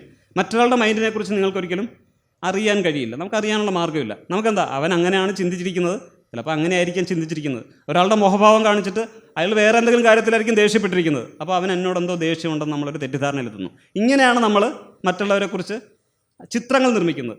ഈ ചിത്രങ്ങൾ നിർമ്മിക്കുന്നതിൻ്റെ ഭാഗമായിട്ടാണ് സ്പിരിറ്റ് വേൾഡ്, ഗോഡ് തുടങ്ങിയ കാര്യങ്ങളെല്ലാം ഈ നമ്മൾ അവരിനെക്കുറിച്ച് ചിന്തിക്കുന്ന ആ ഒരു മെക്കാനിസം തന്നെയാണ്, മറ്റൊരു വ്യക്തിയെക്കുറിച്ച് ചിന്തിക്കുന്ന ഒരു മെക്കാനിസം തന്നെയാണ് ഈ ദൈവത്തെക്കുറിച്ചും സ്പിരിറ്റിനെക്കുറിച്ചൊക്കെ. അപ്പോൾ നമ്മുടെ മസ്തിഷ്കത്തിലുള്ളൊരു പ്രവണത മാത്രമാണ്. അതിനെ പുറത്ത് ഈ ദൈവത്തിനും സ്പിരിറ്റിനൊന്നും യാതൊരു നിലനിൽപ്പില്ല. ഒരാൾ പ്രേതത്തെ കണ്ടു എന്ന് പറയുമ്പോൾ അവിടെ ആ പ്രേതത്തിന് യാതൊരു നിലനിൽപ്പില്ല, നമ്മുടെ മസ്തിഷ്കത്തിൻ്റെ തോന്നൽ മാത്രമാണ്. ആ തോന്നൽ രൂപപ്പെട്ടിരിക്കുന്നത് നമ്മുടെ സാമൂഹ്യ ജീവിതത്തിൻ്റെ ഭാഗമാണ്. അതുകൊണ്ടാണ് നമുക്ക് പെട്ടെന്ന് ഈ നിരീശ്വരവാദമൊന്നും പറയാൻ പറ്റാത്തത്. ആൾക്കാരുടെ തോന്നൽ തന്നെ അങ്ങനെയാണ്, ദൈവമുണ്ടെന്നുള്ള രീതിയിലാണ് ആൾക്കാർ തോന്നിയാണ് ജീവിക്കുന്നത്. അപ്പോൾ നമ്മൾ അന്ധവിശ്വാസം എന്നൊക്കെ പറയുമ്പോൾ എന്താ അന്ധവിശ്വാസം, എനിക്ക് അനുഭവമുള്ളതല്ലേ എന്ന് ചോദിക്കുന്ന രീതിയിലേക്ക് ആ കാര്യങ്ങൾ മാറുന്നത് അങ്ങനെയാണ്. അപ്പോൾ അതിന് അദ്ദേഹം ഈ ഫിസിക്കൽ മോഡ്, സ്പിരിച്വൽ മോഡെന്ന് രണ്ടായിട്ട് തിരഞ്ഞെടുത്തിട്ടുണ്ട്. ഫിസിക്കൽ മോഡെന്ന് പറയുമ്പോൾ സാധാരണ നമ്മൾ ചെയ്തു പോകുന്ന കാര്യങ്ങളാണ്. ഒരു സ്പിരിച്വൽ മോഡെന്ന് പറയുമ്പോൾ അങ്ങനെയല്ല. ഇപ്പോൾ നമ്മളൊരു പാമ്പിനെ വഴിയിൽ കാണുന്നു, അപ്പോൾ നമ്മളെന്താ, പാമ്പാണ്, അത് വിഷമുള്ളതാണ്, ഒന്നല്ല ഓടിച്ചു വിടും. ഇപ്പോൾ കാലത്ത് ഓടിച്ചു വിടുകയാണ്, പണ്ട് കാലത്ത് കൊന്നാണ് തീർത്തുകൊണ്ടിരുന്നത്, അപ്പോൾ ഓടിച്ചു വിടും. പക്ഷേ കുഞ്ഞു കിടക്കുന്ന മുറിയിലൊരു പാമ്പിനെ കണ്ടു കഴിഞ്ഞാൽ പെട്ടെന്ന് ഒരു വിശ്വാസിയാണെങ്കിൽ ഓർമ്മ വരുന്നതാണ്, ഞാൻ കാവിൽ വിളക്ക് വെച്ചില്ല ഇന്നലെ, അപ്പോൾ സ്വാഭാവികമായിട്ടും അവിടെ നിന്ന് പറഞ്ഞു വിട്ടതാണ്. ഇങ്ങനെയാണ് നമ്മൾ ഏജൻറ്റിനെ കാണുന്നത്, ഇങ്ങനെയാണ് നമ്മൾ ദൈവത്തെ കാണുന്നതും ഏജൻറ്റിനെ കാണുന്നതും. അപ്പോൾ എന്ത് വർക്ക് ചെയ്തു? കുട്ടി എന്നുള്ള ആ ഒരു വൈകാരികതയിൽ, എൻ്റെ കുട്ടി എന്നുള്ള വൈകാരികതയിൽ അവിടെ വർക്ക് ചെയ്യുന്നത് സ്പിരിച്വൽ മോഡാണ്. ഭൗതികമായിട്ട് ചിന്തിക്കാനുള്ള ഒരു പ്രാപ്തി അല്ല അവിടെ സ്വാഭാവികമായിട്ട് വരുന്നത്. ഇങ്ങനെയാണ് നമുക്ക് സ്പിരിച്വൽ മോഡ് ഉണ്ടാകുന്നത്. ഈ സ്പിരിച്വൽ മോഡ് അത് മാത്രം കൊണ്ടല്ല, അദ്ദേഹം പറയുന്നത് നമുക്ക് അത്ഭുതം സംഭവിക്കുമ്പോൾ ഇപ്പോൾ ഈ ലോകം ആരാണ് സൃഷ്ടിച്ചതെന്നുള്ള ചിന്തയും ഒരു സ്പിരിച്വൽ മോഡിൻ്റെ ഇതാണ്. അപ്പോൾ ഒരു ശില്പം കാണുമ്പോൾ ഇത്ര മനോഹരമായി ഈ ശില്പം ഉണ്ടാക്കിയ ആളെക്കുറിച്ച് നമുക്കറിയാം, ആളുടെ പേരും അറിയാം, ഏതെങ്കിലും ദിവാകരനോ അല്ലെങ്കിൽ ദാമോദരനോ ആളാണ് ശില്പം ഉണ്ടാക്കിയെന്നറിയാം. എങ്കിലും ഇത്ര മനോഹരം ഉണ്ടാക്കണമെങ്കിൽ ഈ ദാമോദരൻ ഒറ്റയ്ക്കല്ല, അദ്ദേഹത്തിൻ്റെ കൂടെ വേറെ എന്തോ, അപ്പോൾ വേറെ എന്തോ ഒരു ശക്തി കൂടെ ഉണ്ട്. നല്ല പാട്ട് കേൾക്കുമ്പോൾ ഇത് തന്നെയാണ് നമുക്ക് ഫീൽ ചെയ്യുന്നത്, പ്രകൃതി ഭംഗി കാണുമ്പോൾ ഇത് തന്നെയാണ്. ഇങ്ങനൊരു സ്പിരിച്വൽ മോഡ് മനുഷ്യനുണ്ട്, അതിനെ നിഷേധിക്കേണ്ട കാര്യമില്ല. പക്ഷെ അത് അന്ധവിശ്വാസം എന്ന നിലയിലാണ് നമ്മുടെ സമൂഹത്തിൽ വർക്ക് ചെയ്യുന്നത് എന്നുള്ളതാണ്. അപ്പോൾ നമുക്ക് കഥ വായിക്കുമ്പോഴോ കവിത വായിക്കുമ്പോഴോ പ്രകൃതി ഭംഗി ആസ്വദിക്കുമ്പോഴോ ഒക്കെ നമുക്ക് കിട്ടുന്ന ആ സൗന്ദര്യാത്മകമായ അനുഭൂതിയെ നമുക്ക് ആ ഒരു സ്പിരിച്വൽ മോഡെന്ന് വേണമെങ്കിൽ പറയാം. അങ്ങനെയാണ് ഇദ്ദേഹം ഈ ഒരു മസ്തിഷ്ക ശാസ്ത്രജ്ഞൻ കൂടെയാണ് ഇദ്ദേഹം പറയുന്നത്. അപ്പോൾ ഇത് ഞാൻ പറഞ്ഞു വരുന്നതാണ്, ഇതിൻ്റെ ഒരു പ്രോസസ്സുണ്ട്, സയൻസിൻ്റെ ഒരു പ്രോസസ്സുണ്ട്. ആ പ്രോസസ്സിൻ്റെ ഭാഗമാണ് ഡെമോക്രസി. അത് നമ്മൾ മനസ്സിലാക്കണം. നമ്മൾ കഴിഞ്ഞ 100-300 വർഷമായി വന്ന ഒരു പ്രോസസ്സിൻ്റെ ഭാഗമാണ് ഡെമോക്രസി. ആ കുറച്ച് പേരിന്ന് സംസാരിക്കുന്നുണ്ടല്ലോ, നമ്മൾ ആ ചിത്രത്തെയാണ് പലപ്പോഴും ഡെമോക്രസി ആയിട്ട് കാണുന്നത്. ആൾക്കാർ ഇടപഴകുന്നുണ്ടല്ലോ, സംസാരിക്കുന്നുണ്ടല്ലോ, ഭയങ്കര ഡെമോക്രസി എന്നത്. അത് ഡെമോക്രസി. നമ്മൾ ഈ ആധുനിക ഡെമോക്രസിയിൽ അത് വരുന്നില്ല. നമ്മൾ ഡെമോക്രസി എന്ന് കേൾക്കുമ്പോൾ തന്നെ ഇങ്ങനെ 4 ആൾക്കാർ ചുറ്റും ഇരുന്ന് സംസാരിച്ച ഡെമോക്രസി ആയെന്നാണ്. അതൊക്കെ ശരിയാണ്, അതിനകത്ത് അഭിപ്രായ സ്വാതന്ത്ര്യം എല്ലാം ഉണ്ട്. പക്ഷേ അതല്ല ഡെമോക്രസി. നമ്മുടെ ആധുനിക സമൂഹം കൊണ്ടുവന്നിട്ടുള്ള ഡെമോക്രസി ഇങ്ങനെ സിസ്റ്റമാറ്റിക്കാണ്. അതിന് ഇത്തരം തൂണുകളുണ്ട്. അതിൽ സമത്വത്തെക്കുറിച്ചുണ്ട്, റെപ്രസെൻറ്റേഷനെ കുറിച്ച് ഉണ്ട്, പിന്നെന്താ മതേതരത്വത്തെക്കുറിച്ചുണ്ട്. ഇത്തരം കൺസെപ്റ്റുകൾ വെച്ചിട്ട് കൃത്യമായി വിഭജിച്ച് സയൻറ്റിഫിക് രീതിയിലാണ് നമ്മൾ എന്തിനെ കാണേണ്ടത്, ഒരു ഡെമോക്രസിയെ കാണേണ്ടത്. ഇങ്ങനെ കാണാതെ വരുമ്പോഴാണ് സമൂഹത്തിൽ സയൻസ് പ്രവർത്തിക്കാത്ത, നേരത്തെ പരിഷത്ത് എഴുതിയ പോലെ, രവീന്ദ്രൻ എഴുതിയ പോലെ ചില വാചകങ്ങളൊക്കെ എഴുതേണ്ടി വരുന്നത് സമൂഹത്തിൽ സയൻസ് പ്രവർത്തിക്കുന്നത് എങ്ങനെയാണെന്ന് അറിയാത്തത് കൊണ്ടാണ്. ഈ ഇടതുവശത്ത് കാണിച്ചിരിക്കുന്ന ചിത്രമുണ്ടല്ലോ, കുറച്ച് ആൾക്കാർ ഇരിക്കുന്നത്, ഇത് ആർക്കും ചെയ്യാവുന്ന കാര്യമാണ്. കാരണം 120 പേരടങ്ങുന്ന ഒരു സമൂഹത്തെ വരെ നമുക്ക് ഈസി ആയിട്ട് മേച്ചു കൊണ്ടുപോകാം. ഒരു നേതാവായാലും അല്ലെങ്കിൽ അവർ പരസ്പരം നേതാവില്ലെങ്കിലും ചില 1-2-3 കണ്ടീഷൻ മതി. നമ്മൾ യൂട്യൂബിലൊക്കെ കാണാറുണ്ടല്ലോ, തമിഴ്നാട്ടിലെ ഗ്രാമം, ചെരുപ്പിടാതെ മാത്രം ഇതിൻ്റെ ഉള്ളിലേക്ക് കയറാം. വെള്ള ഉടുത്തവരാണ്, ഓഫീസിലൊക്കെ ജോലിക്ക് പോകും, വൈകിട്ട് വരുമ്പോൾ പുറത്ത് വെച്ച് വെള്ള ഉടുത്തതിന് ശേഷം അതിനകത്തേക്ക് കയറാം. 35 ഫാമിലിയുണ്ട്. ഈസിയാണ് അത് കൊണ്ടുപോകാൻ, യാതൊരു പ്രശ്നമില്ല. കാരണം 120 പേരെ വരെ നമുക്ക് മുന്നോട്ട് കൊണ്ടുപോകാൻ പറ്റുന്ന രീതിയിലാണ് നമ്മുടെ മസ്തിഷ്കവും നമ്മുടെ ശരീരഘടനയും നമ്മുടെ സമൂഹമൊക്കെ പ്രവർത്തിച്ചിരിക്കുന്നത്. അല്ലെങ്കിൽ അമേരിക്കയിൽ കാല് വളർത്തുന്ന ഗ്രാമം എന്നൊക്കെ പറഞ്ഞ് ഭയങ്കര അവർ ഒത്തൊരുമയോടെ സ്നേഹത്തോടെ വർക്ക് ചെയ്യുന്നു എന്നൊക്കെ പറഞ്ഞിട്ട് നമുക്ക് ഇങ്ങനെ ചാനലുകളിലൊക്കെ കാണാം. ഇത് ഈസിയാണ്. പക്ഷേ ഇത്രയും വലിയൊരു ജനതയെ എങ്ങനെ നിയന്ത്രിക്കണമെന്നുള്ളതിന് ശാസ്ത്രീയമായി നമ്മൾ ഒരു ധാരണയിലെത്തിയതാണ് ഈ ഡെമോക്രസി. അപ്പോൾ ഞാൻ പറഞ്ഞ സാമൂഹ്യ ധാരണയില്ലാതെ സാമൂഹ്യ ധാരണ എങ്ങനെ ഉണ്ടാക്കേണ്ടത്? ഈ ശാസ്ത്രീയമായ മനോഭാവത്തിലൂടെ തന്നെ ഉണ്ടാക്കണം. ഇല്ലെങ്കിൽ ഈ ഇടതുവശത്ത് കാണുന്ന ചിത്രമാണ് നമ്മുടെ ജനാധിപത്യം തെറ്റിദ്ധരിച്ചു പോകും. ഏറ്റവും നല്ലൊരു ഉദാഹരണമാണ് ഈ കുറച്ച് നാളുകൾക്ക് മുമ്പ് അണ്ണാ ഹസാരയുടെ നേതൃത്വത്തിൽ ഡൽഹിയിൽ നടന്ന സത്യാഗ്രഹ സമരം. എന്തായിരുന്നു? ഭയങ്കര ജനാധിപത്യ വിപ്ലവം വരാൻ പോകുന്നതെന്നാണ് ഇവിടെ ഘോഷിച്ചിരുന്നത്. അന്ന് കേരള വിദ്യാഭ്യാസ സംഘത്തിൽ പ്രവർത്തിക്കുമ്പോൾ എന്നോട് അതിനുവേണ്ടി പോസ്റ്റർ എഴുതി വെക്കണമെന്ന് പറഞ്ഞു പലയിടത്തും. ഞാൻ പറഞ്ഞു എനിക്ക് മനസ്സില്ല എന്ന് പറഞ്ഞു. കാരണം അങ്ങനെ പറയാൻ കാര്യം ഇതിൻ്റെ അകത്തെ ഉള്ളുകളിൽ എന്താണെന്ന് നമുക്ക് അന്നേ മനസ്സിലായി എന്നുള്ളതാണ്. എൻ്റെ ഒരു മേന്മയായിട്ട് പറയല്ല, പക്ഷെ അത് ജനാധിപത്യത്തെക്കുറിച്ച് നമുക്കൊരു ധാരണ ഉണ്ടെങ്കിൽ ഒരിക്കലും അത് ചെയ്യില്ല. കാരണം ഇങ്ങനെ ഒരു പ്രക്ഷോഭത്തിലൂടെ ഒന്നും ഉണ്ടാക്കാൻ പറ്റിയതല്ല ജനാധിപത്യം. എന്ത് പറ്റി? അവരുടെ ആ പ്രവർത്തനത്തിന് ശേഷം ഈ ജനാധിപത്യത്തിന് ഇപ്പുറത്ത് കാണിച്ചിരിക്കുന്ന തൂണുകൾ ഓരോന്നും അടർന്നു വീണുകൊണ്ടിരിക്കുകയാണ് ഇന്നത്തെ സമൂഹത്തിൽ. അപ്പോൾ അവരെന്ത് പ്രവർത്തനമാണ് ചെയ്തതെന്ന് അറിയണം. ഞാൻ പറഞ്ഞ പോലെ അന്ന് അണ്ണാ ഹസാരെ സപ്പോർട്ട് ചെയ്ത നമ്മുടെ കേരളത്തിലെ എല്ലാ സാംസ്കാരിക നേതാക്കന്മാരും ഉണ്ടെന്ന് നോക്കണം.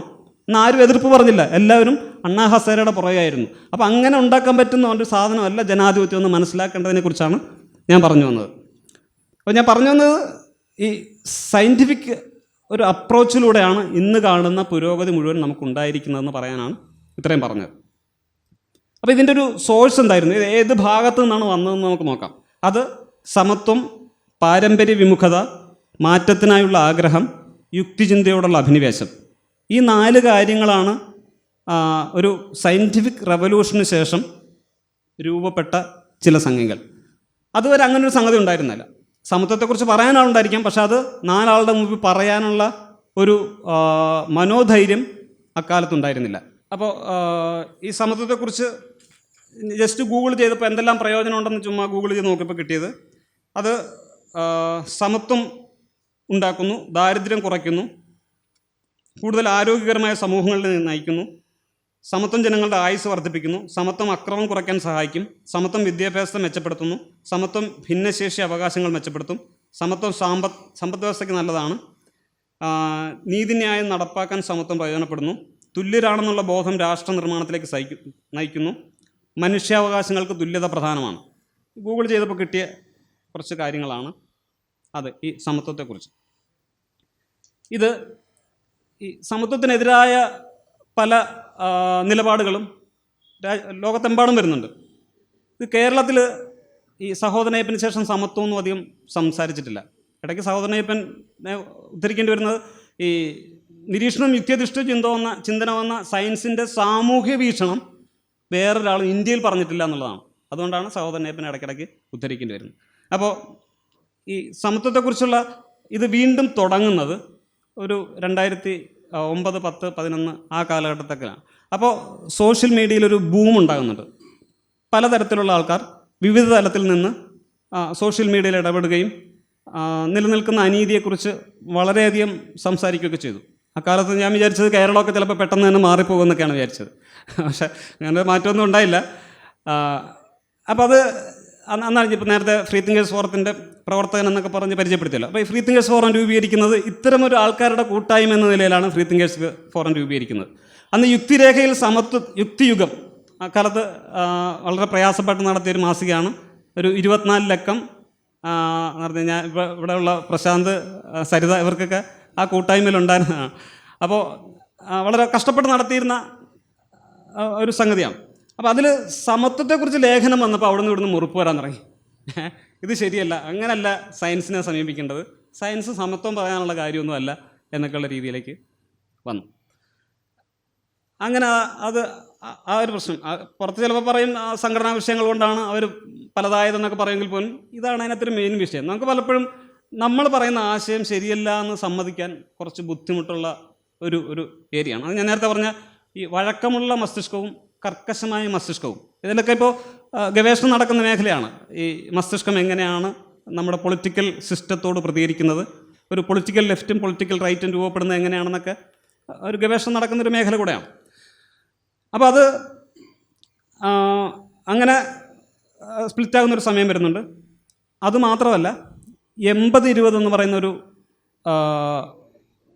ഒരു സിദ്ധാന്തം കൂടെ അവതരിപ്പിക്കുന്നുണ്ട്. അതായത് 80% ആൾക്കാർ, അത് ഇറ്റലിയിലെ ഒരു പ്രതിഭാസം എടുത്തിട്ട് ഒരാൾ നോക്കിയതാണ്, 80% ആൾക്കാർ ദരിദ്രരായിരിക്കുമ്പോൾ 20% ആൾക്കാരുടെ കയ്യിലാണ് സമ്പത്ത് മുഴുവൻ ഇരിക്കുന്നത്, അവിടുത്തെ ഭൂമി മുഴുവൻ ഇരിക്കുന്നത്. അപ്പോൾ തന്നെ പരേറ്റോ എന്ന് പറയുന്ന ഒരാൾ, ഒരു ഫാസിസത്തിൻ്റെ ആളാണ്, അദ്ദേഹം ഒരു സിദ്ധാന്തം എഴുതി, ഈ 80-20 എന്നാണ് സമൂഹത്തിൽ അങ്ങനെ നടക്കുകയുള്ളൂ, സമത്വം നടക്കില്ല എന്നുള്ള രീതിയിൽ എഴുതി. അത് ജോർദാൻ പീറ്റേഴ്സൺ എന്ന് പറയുന്ന ഒരാൾ ഏറ്റെടുക്കുന്നു. അതുവഴി കേരളത്തിൽ സി രവിചന്ദ്രനിലൂടെ ഇവിടെ എത്തുന്നു. അപ്പോൾ ഈ സമത്വത്തെക്കുറിച്ചുള്ള കുറേ ഡയലോഗുകൾ ഇങ്ങനെ അതിൻ്റെ ഇടയ്ക്ക് ഡോക്ടർ സി വിശ്വനാഥൻ ഒരു 3-4 വീഡിയോ അതിനെക്കുറിച്ച് ചെയ്തിട്ടുണ്ട്. അതിൻ്റെ ലിങ്കുണ്ട്, താല്പര്യമുള്ളവർക്ക് നോക്കാവുന്നതാണ്. അപ്പോൾ ഞാൻ പറഞ്ഞത് ഈ ഇതുപോലെ ചില ഐഡിയകൾ പറയും, ചില ഐഡിയ അല്ല, ഇത് നമുക്ക് കൃത്യമായി തെളിവുള്ള സാധനമാണ്. ഇത് ഈ രവിചന്ദ്രൻ ഇരുന്നിട്ട് ലാപ്ടോപ്പ് വെച്ചിട്ട് ഫാക്ട് ബേസ്ഡ് പൊളിറ്റിക്സ്, വോട്ട് ചോരി എന്ന് പറഞ്ഞാൽ തന്നെ വോട്ട് ചോരി ആയെന്ന് സമ്മതിക്കുന്നതാണ്. അതുകൊണ്ട് വോട്ട് ചോരി എന്ന് സമ്മതിക്കാൻ പാടില്ല. വോട്ട് ചോരി എന്ന വാചകം പറഞ്ഞാൽ തന്നെ നമ്മൾ അർത്ഥമാക്കുന്നത് എന്താ? വോട്ട് ചോർന്നു, അല്ലെങ്കിൽ കള്ള വോട്ട് ചെയ്തു എന്നുള്ള. അപ്പോൾ അതുകൊണ്ട് വോട്ട് ചോരി എന്ന് പറയാൻ പാടില്ല എന്നാണ് പറയുന്നത്. അപ്പോൾ അങ്ങനെ ആ തരത്തിലേക്കാണ് ഈ ഫാക്ട് ബേസ്ഡ് പൊളിറ്റിക്സ് എന്ന് പറഞ്ഞിട്ട് കൊണ്ടുപോകുന്നത്. ചില വാചകങ്ങൾ പ്രത്യേകം ശ്രദ്ധിക്കണം. അൺഅപ്പോളജൈസ്ഡ് എത്തിയിസ്റ്റ്, ക്ഷമാപണം ചെയ്യാത്ത എത്തിയിസ്റ്റ് എന്നുള്ള വാക്ക്, ഫാക്ട് ബേസ്ഡ് പൊളിറ്റിക്സ്, അതിലേക്ക് എന്ത് ഫാക്റ്റാണ് കൊണ്ടുവരുന്നത്, ആരെയാണ് അതിലേക്ക് കൊണ്ടുവരുന്നത്, ശ്രീജിത്ത് പണിക്കരെ കൊണ്ടുവരുന്നു. ഇതൊക്കെ നമ്മൾ വളരെ ശ്രദ്ധാപൂർവ്വം വീക്ഷിക്കേണ്ട കാര്യങ്ങളാണ്. ഈ സമൂഹം അട്ടിമറിക്കാനുള്ള ശ്രമമാണ് നമ്മൾ തിരിച്ചറിയാപ്പെടാതെ പോകരുതെന്ന് പറയാൻ വേണ്ടിയാണ്. അപ്പോൾ 80-20 എന്നൊക്കെ ഉള്ള ഈ ഗീർവാണങ്ങൾ അടിക്കുമ്പോൾ എന്തെങ്കിലും ഇത് ചരിത്രത്തിലോ സയൻസിലോ ഇതിന് വല്ല സാധ്യത ഉണ്ടോ എന്ന് നോക്കിയിട്ട് വേണം ചെയ്യാമെന്ന് ഞാൻ പറഞ്ഞത്. 2024 നൊബേൽ പുരസ്കാരം സാമ്പത്തിക ശാസ്ത്രത്തിന് നേടിയ Daron Acemoglu, Simon Johnson, James Robinson സ്ഥാപനങ്ങൾ എങ്ങനെ രൂപപ്പെടുന്നു, സമൃദ്ധിയെ അതെങ്ങനെ ബാധിക്കുന്നു എന്നുള്ള പഠനത്തിനാണ് ഇവർക്ക് നോബൽ സമ്മാനം കിട്ടിയത്. സ്ഥാപനങ്ങൾ എങ്ങനെ രൂപപ്പെടുന്നു, നേരത്തെ ഞാൻ സ്ലൈഡിൽ പറഞ്ഞു, എങ്ങനെയാണ് 120 പേര് മാത്രമുള്ളൊരു സമൂഹത്തെ നിയന്ത്രിക്കുന്നതിൽ നിന്നും ഇന്ന് കാണുന്ന ഈ ലോകത്ത് മുഴുവൻ ഒരു ഏജൻസി, നമ്മൾ അങ്ങനെ കാണേണ്ടത് ഭരണാധിപൻ, സ്വേച്ഛാധിപൻ എന്നൊക്കെയാണ് നമ്മുടെ ഇപ്പോഴത്തെയും കാഴ്ചപ്പാട്. ഒരു ഗവൺമെൻറ്റിനെ ഏജൻസിയായിട്ടാണ് കാണേണ്ടത് ഈ കാര്യങ്ങൾ ക്രമീകരിക്കാൻ. ആ ക്രമീകരണത്തിലേക്ക് ഇപ്പോഴും വന്നിട്ടില്ല. ഇപ്പോഴും നമുക്ക് ഭരണം എന്നുള്ള വാക്ക് തന്നെയാണ്, അധികാരം, ഭരണം എന്ന വാക്ക് തന്നെയാണ് ഇപ്പോഴും നമ്മൾ ഉപയോഗിക്കുന്നത്. ക്രമീകരണത്തിലേക്കാണ് വരേണ്ടത്. ഈ ഏജൻസി ഒരു ക്രമീകരിക്കാനുള്ള ഏജൻസിയാണ്. അതായത് നമ്മളൊരു കൂട്ടത്തെ ക്രമീകരിക്കാനുള്ള ഒരു ഏജൻസി മാത്രമാണ് ഭരണ സംവിധാനം എന്ന് പറയുന്നത്. അപ്പോൾ ആ സ്ഥാപനങ്ങൾ പ്രധാനപ്പെട്ടതാണ്. അപ്പോൾ സ്ഥാപനങ്ങൾ എങ്ങനെ രൂപപ്പെടുന്നു, സമൃദ്ധിയെ അതെങ്ങനെ ബാധിക്കുന്നു എന്നുള്ള പഠനത്തിനാണ് നൊബേൽസ് പുരസ്കാരം സാമ്പത്തിക ശാസ്ത്രത്തിന്. ഇത് ലൂക്കയാണ്, പരിഷത്തിൻ്റെ ആണ്. പരിഷത്തിന് നേരത്തെ ഞാൻ കുറച്ച് ഇകഴ്ത്തി പറഞ്ഞല്ല, വാസ്തവമാണ്. അത് അവർ പറഞ്ഞില്ലെങ്കിലാണ് തെറ്റായി പോകുന്നത്. ലൂക്കയിൽ വന്നൊരു ലേഖനമാണിത്. അവരെന്താണ് കണ്ടെത്തിയത്?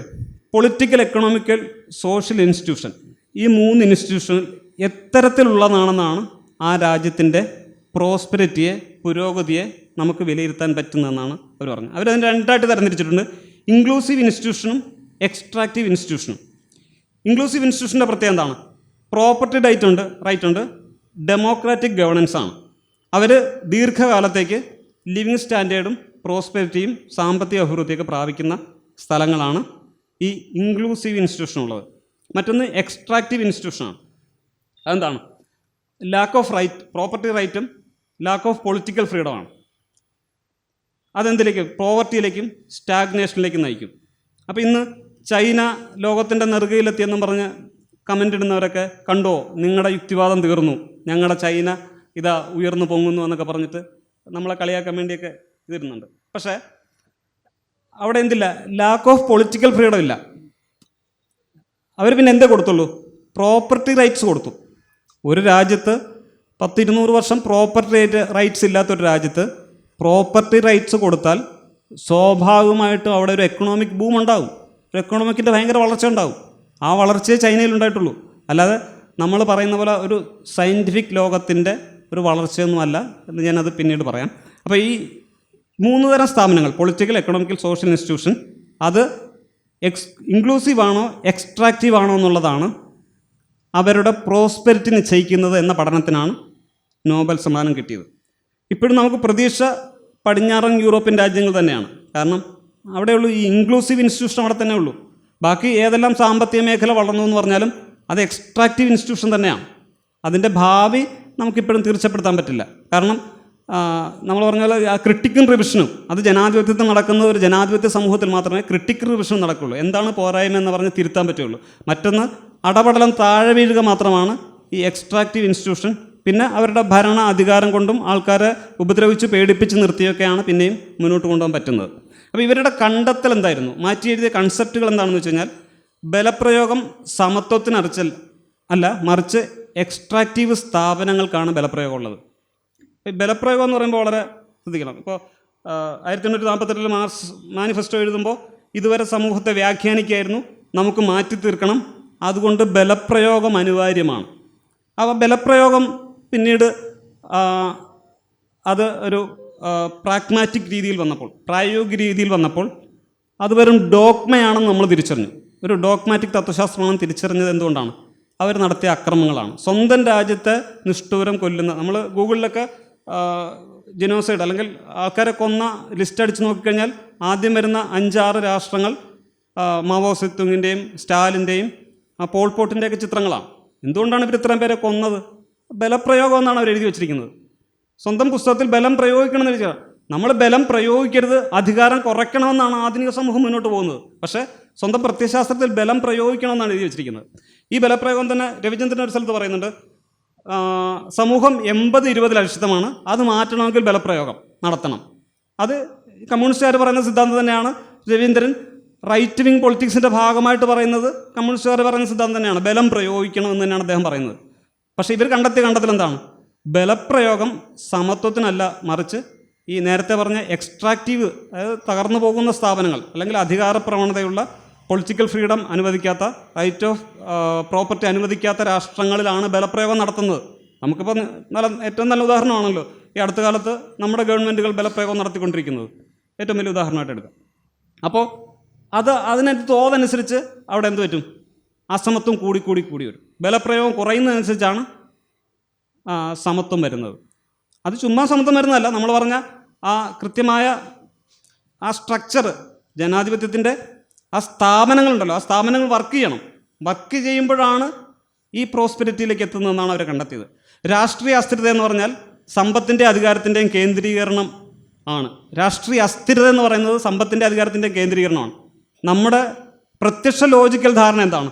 സമ്പത്തും അധികാരവും ഒക്കെ കേന്ദ്രീകരിച്ചു കഴിഞ്ഞാൽ അവിടെ പൊളിറ്റിക്കൽ സ്ഥിരത ഉണ്ടാകും. നമ്മുടെ BJP ഗവൺമെൻറ്റിനെ കുറിച്ച് പറയുന്നുണ്ട്, എത്ര പൊളിറ്റിക്കൽ സ്ഥിരത, 10 വർഷമായിട്ടൊരു പ്രശ്നവുമില്ല. പക്ഷേ എന്താ ചെയ്യുന്നുണ്ട്? സമ്പത്തും അധികാരവും കേന്ദ്രീകരിച്ചിരിക്കും. ഇതാണ് രാഷ്ട്രീയ അസ്ഥിരത. എന്തുകൊണ്ട് ഇത് രാഷ്ട്രീയ അസ്ഥിരതയാകുന്നത്? ഇവർക്ക് ശേഷം ഇത് ശരിയാക്കി എടുക്കണമെങ്കിൽ നമ്മുടെ 2 തലമുറ ശ്രമിക്കണം. അവിടെയാണ് രാഷ്ട്രീയ അസ്ഥിരതയുടെ പ്രശ്നം. ഇപ്പം നേപ്പാളിൽ സംഭവിക്കുന്നത് എന്താണ്? നേപ്പാളിൽ ഒരു വിപ്ലവം നടന്നു, ഇടതുപക്ഷാഭിമുഖ്യമുള്ള കമ്മ്യൂണിസ്റ്റാഭിമുഖ്യമുള്ള ഭരണം വന്നു. എങ്ങനെയാണ് ഈ സിസ്റ്റം വർക്ക് ചെയ്യുന്നുള്ളൊരു സയൻറ്റിഫിക് ധാരണ ഇല്ലാത്തതുകൊണ്ടാണ് അവിടെ തകരാറുണ്ടാകുമ്പോൾ മോദിയെ പോലെ ഒരാൾ വേണമെന്നാണ് അവിടെ ഇറങ്ങുന്ന യുവജനങ്ങൾ പറയുന്നത്. അതെന്തുകൊണ്ടാണ്? സമ്പത്തും അധികാരവും കേന്ദ്രീകരിച്ചിരുന്ന ഒരു പൊളിറ്റിക്കൽ വ്യവസ്ഥയാണ് ശരിയെന്ന് ധരിക്കുന്ന രാജ്യത്ത് ശരിക്കും സംഭവിക്കുന്നത് എന്താണ്? നമ്മുടെ പ്രത്യക്ഷ ധാരണ രാഷ്ട്രീയ സ്ഥിരത ഉണ്ടായെന്നാണ്. പക്ഷേ ശരിക്കും സംഭവിക്കുന്നത് അവിടെ രാഷ്ട്രീയ അസ്ഥിരതയാണ് നടക്കുന്നത്. എക്കണോമിക് ഡെവലപ്മെൻറ്റ് എന്നാൽ സാമ്പത്തിക വികസനം എന്നല്ല, അസമത്വം കുറയ്ക്കണമെന്നാണ് അവർ കണ്ടെത്തിയത്. എക്കണോമിക് ഡെവലപ്മെൻറ്റ് എന്ന് പറഞ്ഞാൽ അത് നമ്മുടെ ഒരു തെറ്റിദ്ധാരണ. എക്കണോമിക് ഡെവലപ്മെൻറ്റ് എന്ന് പറഞ്ഞാൽ സാമ്പത്തികമായി ഭയങ്കരമായിട്ട് അങ്ങനെ വികസിക്കുക എന്നുള്ളതാണ്. അതൊരു തെറ്റിദ്ധാരണയാണ്. അത് അസമത്വം കുറയ്ക്കലാണ് സാമ്പത്തിക വികാസം. ജനസംഖ്യ, സംസ്കാരം, പ്രകൃതി വിഭവം, ഭൂമിശാസ്ത്രം ഇവയല്ല, മറിച്ച് ഇൻസ്റ്റിറ്റ്യൂഷനാണ് പുരോഗതി നിർണ്ണയിക്കുന്നത്. അവിടെയാണ് നമ്മൾ നേരത്തെ പറഞ്ഞ ഇൻസ്റ്റിറ്റ്യൂഷൻ്റെ പ്രാധാന്യം. നമ്മൾ ജനാധിപത്യത്തിൻ്റെ കുറച്ച് പേരിന്ന് ചർച്ച ചെയ്യുന്ന ചിത്രവും ഇപ്പുറത്ത് 4 തൂണുകളുള്ള ജനാധിപത്യത്തിൻ്റെ ഘടനയും പറഞ്ഞല്ലോ. ഈ ജനാധിപത്യത്തിൻ്റെ ഘടന ചുമ്മാ പൊട്ടിമുളച്ചതല്ല.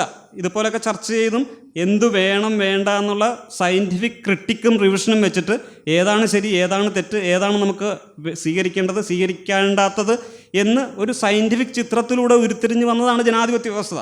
ആ ഇൻസ്റ്റിറ്റ്യൂഷനാണ് പുരോഗതി നിർണ്ണയിക്കുന്നത്, മറിച്ച് ജനസംഖ്യ, സംസ്കാരം, പ്രകൃതി വിഭവം, ഭൂമിശാസ്ത്രം ഒന്നുമല്ല എന്ന് അവർ കണ്ടെത്തിയിരിക്കുന്നു. സാമ്പത്തിക വികസനം എന്നത് വ്യാപാര ഉദീകരണം, അടിസ്ഥാന നിക്ഷേപം, സാങ്കേതിക വികസനം ഇവയെ ആശ്രയിച്ച് മാത്രമല്ല ഈ ഇൻസ്റ്റിറ്റ്യൂഷനെ കൂടെ ആശ്രയിച്ചാണ് എന്ന് അവർ പറയുന്നുണ്ട്. ഇത് ജോൺ ജോസ്റ്റൻ എന്ന് പറയുന്ന ഒരാളാണ്. അദ്ദേഹത്തിൻ്റെ ചിത്രം കാണിക്കുന്നത് ഈ സിസ്റ്റം ജസ്റ്റിഫിക്കേഷൻ തിയറി പറയാൻ വേണ്ടിയാണ്. നമ്മുടെ സമൂഹത്തിൻ്റെ ഒരു ധാരണ, ഒരു രീതി എന്ന് പറഞ്ഞാൽ നിലനിൽക്കുന്ന സിസ്റ്റം എന്താണോ അതിനെ ജസ്റ്റിഫൈ ചെയ്യുക എന്നുള്ളതാണ് നമ്മുടെ ഒരു സാമ്പ്രദായികമായ രീതി. അതിന് ശാസ്ത്രപ്രവർത്തകർ എന്നുള്ള വ്യത്യാസമൊന്നും ഇല്ലെന്നുള്ളതാണ് നമ്മുടെ ആധുനിക കേരള സമൂഹം തെളിയിച്ചുകൊണ്ടിരിക്കുന്നത്. പലപ്പോഴും പോരായ്മകൾ അനുഭവിച്ചവർ അതിൻ്റെ ഏറ്റവും ശക്തരായ സംരക്ഷകരായി മാറുന്നു.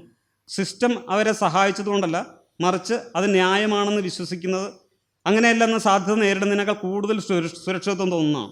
എന്തുകൊണ്ടാണ് സിസ്റ്റം നമ്മൾ അംഗീകരിക്കുന്നത് വെച്ചാൽ, ഇപ്പോൾ ഒരു പെൺകുട്ടി പുറത്തു പോകാൻ നിൽക്കുന്നു.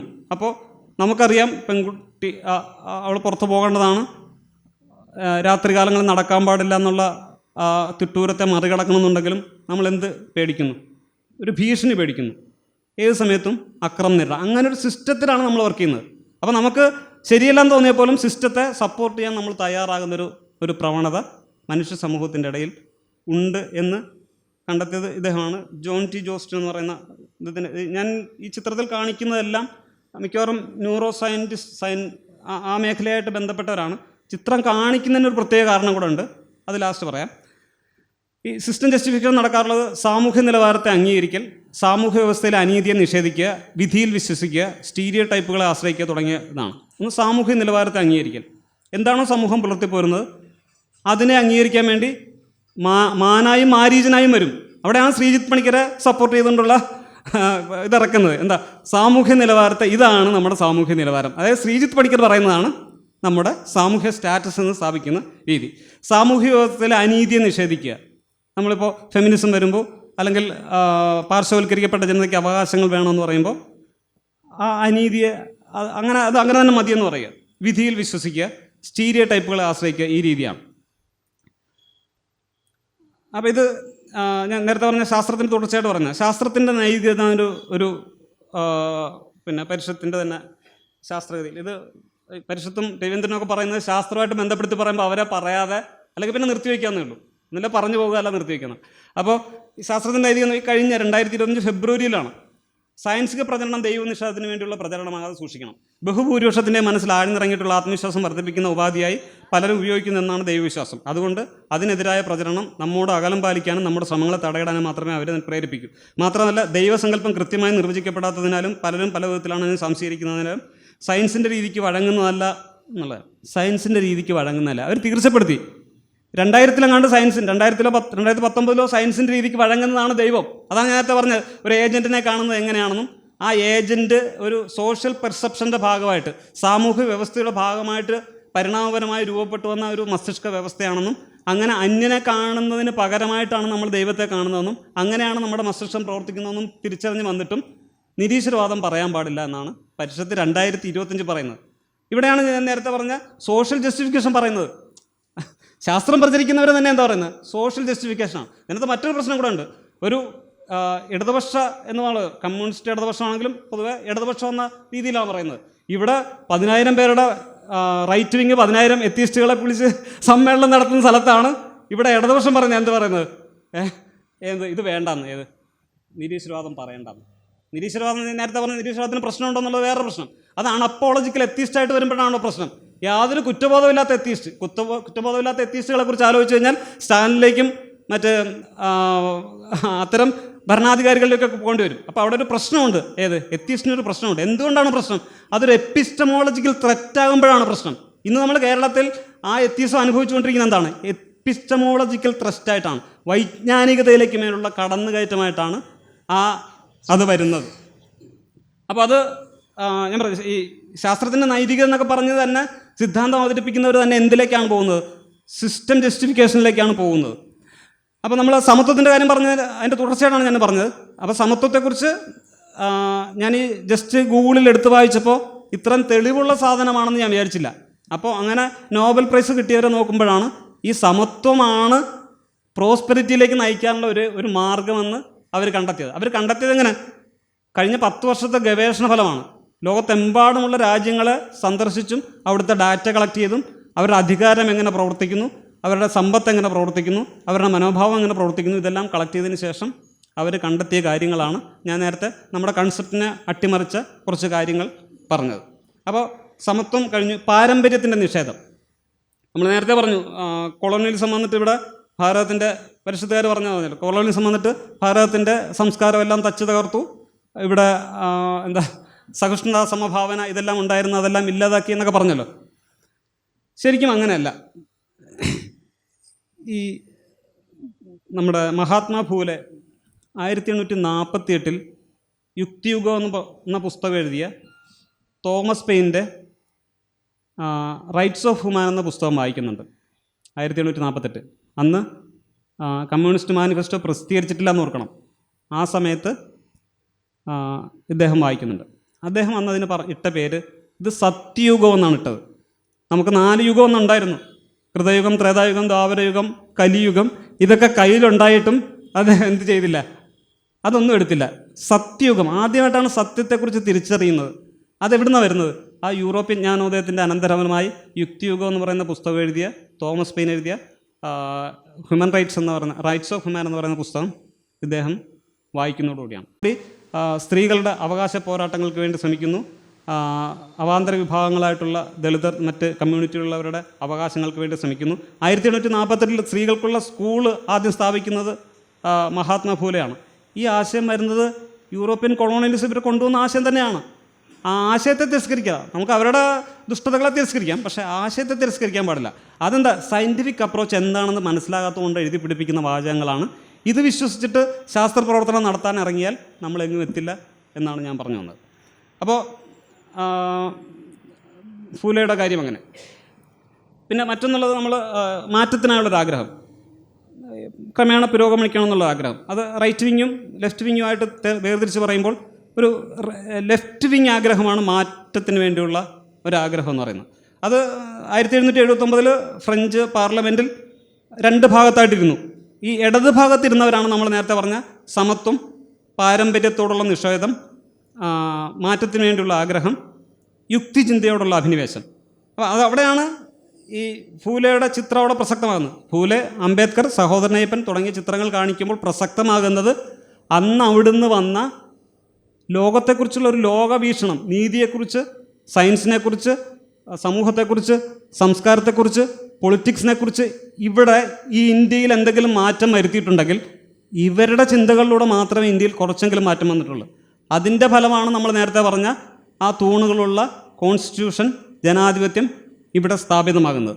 അതിനെ നിഷേധിക്കുകയാണ് ആര് ചെയ്യുന്നത്? ഇവിടുത്തെ ശാസ്ത്ര പ്രചാരകർ ചെയ്യുന്നത് എന്നാണ് പറഞ്ഞു വന്നത്. അപ്പോൾ മാറ്റത്തിനുള്ള ആഗ്രഹം അത് പറഞ്ഞു. ഇനി യുക്തിചിന്തയോടുള്ള അഭിനിവേശം, ഇതിലൊരു വാചകമാണ്. യുക്തിവാദി എന്നതുകൊണ്ട് സാമൂഹ്യ പരിഷ്കരണത്തിൽ പ്രവർത്തിക്കണമെന്നില്ല. തീർപ്പ് കൽപ്പിച്ചു. യുക്തിവാദി ആയതുകൊണ്ട് സാമൂഹ്യ പരിഷ്കരണം ആകണമെന്നില്ല. പോരാ, ഇന്നത്തെ റേഷണലിസം കഴിഞ്ഞകാല യുക്തിവാദികളിൽ നിന്ന് അജഗജാന്തരം മാറിയിരിക്കുന്നു. ഇന്നത്തെ റേഷണലിസം വളരെ ക്രിസ്റ്റലൈസ് ചെയ്യപ്പെട്ടിരിക്കുന്ന ചിന്താപദ്ധതിയാണ്. അത് ആധുനിക സയൻസിൻ്റെ അടിത്തറ വളരെയധികം പ്രയോഗിക്കപ്പെട്ട ചിന്താപദ്ധതിയാണ്. ഞാനൊരു ചിരിയും കൂടെ ഇട്ടിട്ടുണ്ട്. ഇന്നത്തെ റേഷണലിസം ബ്രെയിൻ കെമിസ്ട്രിയും ബ്രെയിൻ സ്കാൻ റിസൾട്ടും വളരെയേറെ പഠിക്കപ്പെട്ട ചിന്താപദ്ധതിയാണ്. കഴിഞ്ഞ കാലത്തെ യുക്തിവാദികളെയും സാമൂഹ്യ പരിഷ്കാരങ്ങളെയും ചൂണ്ടിക്കാണിച്ച് ഇന്നത്തെ റേഷണലിസ്റ്റിലെ ആ മൂശയിലിട്ട് വിലയിരുത്തുന്നത് കാണുന്നത് അപക്വമാണ്. സാമൂഹ്യ പ്രതിബദ്ധതയോ റിബലിങ്ങോ വിപ്ലവമൊന്നും ഇന്നത്തെ സ്വതന്ത്ര ചിന്തയുടെ ഭാഗങ്ങളല്ല. ഇത് എസൻസ് ഗ്ലോബലിലെ PB ഹരിദാസൻ എന്ന് പറയുന്ന ആളുടെ എഴുതിയ ലേഖനത്തിലെ കുറച്ച് വരികളാണ്. ഹരിദാസൻ ചേട്ടൻ എൻ്റെ സുഹൃത്താണ്. പിന്നീട് ഞങ്ങൾ ആശയപരമായി തെറ്റിപ്പിരിയൊക്കെ ചെയ്തെങ്കിലും അത് അതിനുശേഷം എഴുതിയാണ്. അന്ന് വരെ ഈ കാര്യങ്ങളൊന്നും പറഞ്ഞിരുന്നില്ല. ആണെങ്കിൽ അന്ന് നമുക്ക് മറുപടി അദ്ദേഹത്തോട് പറയാമായിരുന്നു. അപ്പോൾ യുക്തിവാദി എന്നുകൊണ്ട് സാമൂഹ്യ പരിഷ്കരണത്തിൽ പ്രവർത്തിക്കണമെന്നില്ല എന്നാണ് അദ്ദേഹം പറഞ്ഞത്. ഈ നിരീക്ഷണം യുക്തിയധിഷ്ഠിത ചിന്തനമാണ് സയൻസിൻ്റെ യുക്തിവാദത്തിൻ്റെ അടിസ്ഥാനമെന്ന് സഹോദരനായി ഇപ്പം പറഞ്ഞത് ലോകത്തെങ്ങും തിരുത്തപ്പെട്ടിട്ടില്ല. തിരുത്തപ്പെടണമെന്ന് നമ്മൾ ആഗ്രഹിക്കണം, കാരണം കുറച്ചുകൂടെ പരിഷ്കാരം വേണമല്ലോ. പക്ഷേ അത് തിരുത്തപ്പെടാനുള്ള തെളിവുകളൊന്നും നമുക്ക് കിട്ടിയിട്ടില്ല. അവിടെ ആ സിസ്റ്റം വെച്ചിട്ട്, ആ ഒരു ആശയം വെച്ചിട്ടാണ് ഈ മഹാത്മാ ഫൂലെയും അംബേദ്കർ നേരിട്ട് പറയുന്നില്ലെന്നേ ഉള്ളൂ, എങ്കിലും യൂറോപ്യൻ ജ്ഞാനോദയത്തെയും ബുദ്ധ പാരമ്പര്യത്തെയും കൂടെ കൂട്ടിയിണക്കാനാണ് അദ്ദേഹം ശ്രമിച്ചത്. സഹോദരൻ അയ്യപ്പനൊക്കെ ശ്രമിച്ചത് എന്താണ്? ഈ സയൻസിൻ്റെ വിപ്ലവത്തിലൂടെ, ജ്ഞാനോദയ വിപ്ലവത്തിലൂടെ സാമൂഹ്യ പരിഷ്കരണം നടത്തണം എന്തുകൊണ്ടെന്നുള്ളത് ഞാൻ പിന്നീട് പറയാം. അപ്പോൾ ഇന്നത്തെ പഴയതായിട്ട് വ്യത്യാസം ക്രിസ്റ്റലൈസ് ചെയ്യപ്പെട്ടിരിക്കുന്നു. ആധുനിക സയൻസിൻ്റെ അടിത്തറ വളരെയധികം പ്രയോഗിക്കപ്പെട്ട ചിന്താപദ്ധതിയാണ്. ഒരാശയം പറയുമ്പോൾ അത് എന്താണെന്ന് കൂടെ പറയണമല്ലോ. ഇവിടെ എന്ത് ആധുനിക സയൻസാണ് ഈ സാമൂഹ്യ പരിഷ്കരണത്തെ എതിർക്കുന്ന ഇത് വന്നു എന്ന് പറയുന്നതെന്ന് മനസ്സിലാകുന്നില്ല. അപ്പോൾ ഇതൊരു എപ്പിസ്റ്റമോളജിക് ത്രെറ്റായിട്ടാണ് നമ്മൾ കൂട്ടേണ്ടത്. നിരീക്ഷണവും യുക്തിയധിഷ്ഠിത ചിന്തനവുമാണ് ഇന്നത്തെ ലോകത്ത് നയിക്കുന്നത്. അതിനിപ്പം നിരവധി, ഞാൻ നേരത്തെ കാണിച്ച ചിത്രങ്ങൾ ഉൾപ്പെടെ അന്റോണിയോ ഡൊമാസിയോ ഉണ്ട്, മൈക്കൽ ഗ്രസാനിയോ, ലിയോ സ്മൈഗ്രോഡ്, ഡോക്ടർ ഡാനിയൽ യോൻ, ഇവരൊക്കെ ന്യൂറോ സയൻറ്റിസ്റ്റുകളാണ്. നമ്മുടെ ബ്രെയിൻ പൊളിറ്റിക്കലി എങ്ങനെ പ്രവർത്തിക്കുന്നുവെന്നും ഇതിനെക്കുറിച്ചൊക്കെ കൃത്യമായ ധാരണ പകർന്നു തന്ന ആധുനിക സയൻസ് ഈ കാര്യങ്ങളോടൊപ്പമാണ്. അതായത് ഒരു സയൻറ്റിഫിക് എവിഡൻസ് വെച്ചിട്ട് സാമൂഹ്യ പരിഷ്കാരം കൂടെ നടത്തണം എന്ന സിദ്ധാന്തം പറയുന്നവരാണ് ആധുനിക സയൻറ്റിസ്റ്റുകൾ എല്ലാം. പക്ഷേ അവർ ചുമ്മാ പറയുകയാണ് ആധുനിക സയൻസിൻ്റെ അടിത്തറ വളരെ പ്രയോഗിക്കപ്പെട്ട ചിന്താപദ്ധതിയാണ് ഇന്നത്തെ റാഷണലിസം, അത് പഴയ പാരമ്പര്യ സഹോദരൻ അയ്യപ്പൻ യുക്തിവാദികളുമായിട്ട് ഒരു ബന്ധമില്ല എന്നൊക്കെ പറഞ്ഞു വയ്ക്കുക.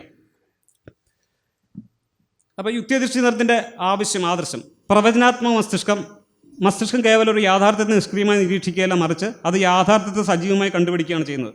നമ്മുടെ അനുഭവങ്ങൾ, പുതിയ ഇന്ദ്രിയ വിവരങ്ങളും നിലവിലുള്ള പ്രതീക്ഷകളും ചേർന്ന് പുതുക്കുന്ന ഒരു നിരന്തര മോഡലാണ്. ഈ ഡാനിയൽ യോൺ എന്ന് പറയുന്ന ആൾ പറയുന്നതാണ് നമ്മുടെ ഒരു പ്രവചനാത്മക മസ്തിഷ്കമാണ്. അത് വെറുതെ യാഥാർത്ഥ്യത്തെ നിഷ്ക്രിയമായി നിരീക്ഷിക്കുകയല്ല, മറിച്ച് യാഥാർത്ഥ്യത്തെ സജീവമായി കണ്ടുപിടിക്കുകയാണ് ചെയ്യുന്നത്. നമ്മുടെ അനുഭവങ്ങൾ പുതിയ ഇന്ദ്രിയ വിവരങ്ങളും നിലവിലുള്ള പ്രതീക്ഷകളും തമ്മിൽ കൂട്ടിയോജിപ്പിച്ചിട്ടാണ് ഉണ്ടാകുന്നത്. അപ്പോൾ ചുമ്മാ യാഥാർത്ഥ്യത്തെയല്ല, അത് യാഥാർത്ഥ്യത്തെ സജീവമായി കണ്ടുപിടിക്കുന്ന ഒരു പ്രക്രിയയാണ് മസ്തിഷ്കം ചെയ്യുന്നത്. പക്ഷേ യാഥാർത്ഥ്യം സജീവമായി കണ്ടുപിടിക്കുമ്പോൾ എന്ത് പറ്റുന്നത് നമ്മൾ നേരത്തെ പറഞ്ഞ കോളറയുടെ കാര്യത്തിലാണ്. അത് യാഥാർത്ഥ്യത്തെയാണ് കണ്ടുപിടിക്കുന്നത്. എന്താണ് യാഥാർത്ഥ്യം? വെള്ളം കൊടുക്കാൻ പാടില്ല, കോളറ പിടിപെട്ട ആൾക്ക് വെള്ളം കൊടുക്കാൻ പാടില്ല, അതാണ് യാഥാർത്ഥ്യത്തെ കണ്ടുപിടിക്കുന്നത്. അവിടെ എന്തേ പറ്റുള്ളൂ? ഒരു സയൻറ്റിഫിക് ഇമേജേ കൊണ്ടുവരാൻ പറ്റുകയുള്ളൂ എന്നാണ് അത് പറഞ്ഞത്. അവിടെയാണെന്ത് യുക്തിയധിഷ്ഠിത ചിന്തനത്തിൻ്റെ ആവശ്യം. സാധാരണ ഇപ്പം പറഞ്ഞ യുക്തിയധിഷ്ഠിത ചിന്തനത്തിൻ്റെ ആവശ്യം, നമ്മൾ യഥാർത്ഥ ഒരു മോഡലും മസ്തിഷ്കം നിർമ്മിക്കുമ്പോൾ ഒരു പ്രത്യക്ഷ ചിത്രം വെച്ച് നമുക്ക് നിർമ്മിക്കാൻ കഴിയുള്ളൂ. ഒരു സയൻറ്റിഫിക് ഇമേജ് വെച്ചിട്ട് തന്നെ ചിത്രീകരിക്കണമെന്നാണ് സഹോദരൻ ഇപ്പം പറഞ്ഞത്. അതാണ് യുക്തിയധിഷ്ഠിതത്തിൻ്റെ ആവശ്യം. പക്ഷേ അദ്ദേഹം പറയുന്നത് സാമൂഹ്യ പരിഷ്കരണം ആവശ്യമില്ല എന്നാണ്. അപ്പോൾ ഇത് നമ്മൾ സയൻസിൻ്റെ മേഖല മാത്രം പ്രയോഗിക്കണം. സയൻസ് അതാണ് അവിടെ തെറ്റിദ്ധാരണ. സയൻസ് എന്ന് പറഞ്ഞാൽ നാച്ചുറൽ സയൻസ് ആണെന്ന് തെറ്റിദ്ധാരണ ഉള്ളതുകൊണ്ടാണ് ആ വാചകം പറയുന്നത്. ഇതൊരു നോളജ് വെബായിട്ട്, ഒരു ചിലന്തി വല പോലെ ഇന്ന് ദൈവത്തെക്കുറിച്ച് പോലും വിവരിക്കാൻ പറ്റുന്ന ഒന്നായി ശാസ്ത്രം വളർന്നു എന്നുള്ളതാണ് യാഥാർത്ഥ്യം. നിയന്ത്രിത മിഥ്യാബോധം, നമ്മൾ യാഥാർത്ഥ്യം എന്ന് കരുതുന്ന യഥാർത്ഥത്തിൽ ഒരുതരം നിയന്ത്രിത മിഥ്യാബോധമാണ്. മസ്തിഷ്കം പുറത്തു നിന്നുള്ള സംവേദനാത്മക വിവരങ്ങളെ അതിൻ്റെ മുൻധാരണകളും പ്രതീക്ഷകളും സംയോജിപ്പിച്ചാണ് ഈ അനുഭവം സൃഷ്ടിക്കുന്നത്. ഇത് ഏതെങ്കിലും തകരാറല്ല, മറിച്ച് ഓരോ വ്യക്തിയുടെയും മസ്തിഷ്കം പ്രവർത്തിക്കുന്ന രീതിയുടെ പ്രത്യേകതയാണ്. യഥാർത്ഥത്തിലൊരു നിയന്ത്രിത മിഥ്യാബോധമാണ് നമ്മുടെ മസ്തിഷ്കം നമുക്ക് തരുന്നത്. നിയന്ത്രിതമായിട്ട് ഒരു മിഥ്യാബോധമാണ് തരുന്നത്. അതുകൊണ്ടാണ് ഓരോരുത്തരും വ്യത്യസ്തമായി ചിന്തിക്കുന്നത്. അപ്പോൾ നമ്മളെല്ലാവരും ചോദിക്കുന്നത്, എല്ലാവരും എന്തുകൊണ്ട് ഒരു ആദർശം പിന്തുടരുന്നില്ല? ഇപ്പോൾ യുക്തിവാദികളോടൊക്കെ ചോദിക്കും, അല്ലെങ്കിൽ ആരോടും ചോദിക്കും, കോൺഗ്രസ്സുകാരോട് ചോദിക്കും, നിങ്ങളെന്തുകൊണ്ട് എല്ലാവരും കൂടെ ഐക്യമുന്നണി എന്ന് പറഞ്ഞ് ഇത്രയും പേര് വേറെ വേറെ ആയി പോകുന്നു? എന്ത് യുക്തിവാദം എന്ന് പറഞ്ഞിട്ട് നിങ്ങളവിടെ ഫ്രീ തിങ്കേഴ്സ് ഫോറം, യുക്തിവാദ പഠന കേന്ദ്രം, യുക്തിവാദ ചിന്താകേന്ദ്രം, എന്തുകൊണ്ട് നിങ്ങളെല്ലാം കൂടെ ഒന്നിച്ചു കൂടുന്നില്ല? ഇത് നമ്മുടെ മസ്തിഷ്കത്തിൻ്റെ ഒരു പോരായ്മയാണ്. നമ്മളൊരു നിയന്ത്രിത മിഥ്യാബോധമാണ് ഉണ്ടാക്കുന്നത്. ഇത് നമ്മുടെ മസ്തിഷ്കത്തിൻ്റെ പ്രത്യേകതയാണെന്ന് തിരിച്ചറിഞ്ഞാൽ തന്നെ എന്താകണം? നമ്മളൊരു സയൻറ്റിഫിക് എവിഡൻസ് എന്താണെന്ന് തിരിച്ചറിയാനുള്ളൊരു യാഥാർത്ഥ്യത്തിലേക്ക് വരണം. അവിടെ മറ്റൊന്നാണ് വരുന്ന ആദർശ പ്രശ്നം. തെറ്റാണെന്നത് യാഥാർത്ഥ്യമായി ഏറ്റുമുട്ടുമ്പോൾ മാത്രമേ നമുക്ക് അറിയാൻ കഴിയൂ. ഈ പ്രവചന പിശകാണ് നമ്മുടെ ചിന്തകളുടെയും വിശ്വാസങ്ങളെയും നവീകരിക്കാനുള്ള അവസരം നൽകുന്നത്. ഒരു ആദർശ പ്രശ്നം അവിടെ വരുന്നുണ്ട്. നമ്മളെന്താ പറ്റും? പലപ്പോഴും തെറ്റാണെന്ന് യാഥാർത്ഥ്യമായിട്ട് ഏറ്റുമുട്ടുമ്പോൾ മാത്രമേ തെറ്റാണെന്ന് അറിയാൻ കഴിയുള്ളൂ.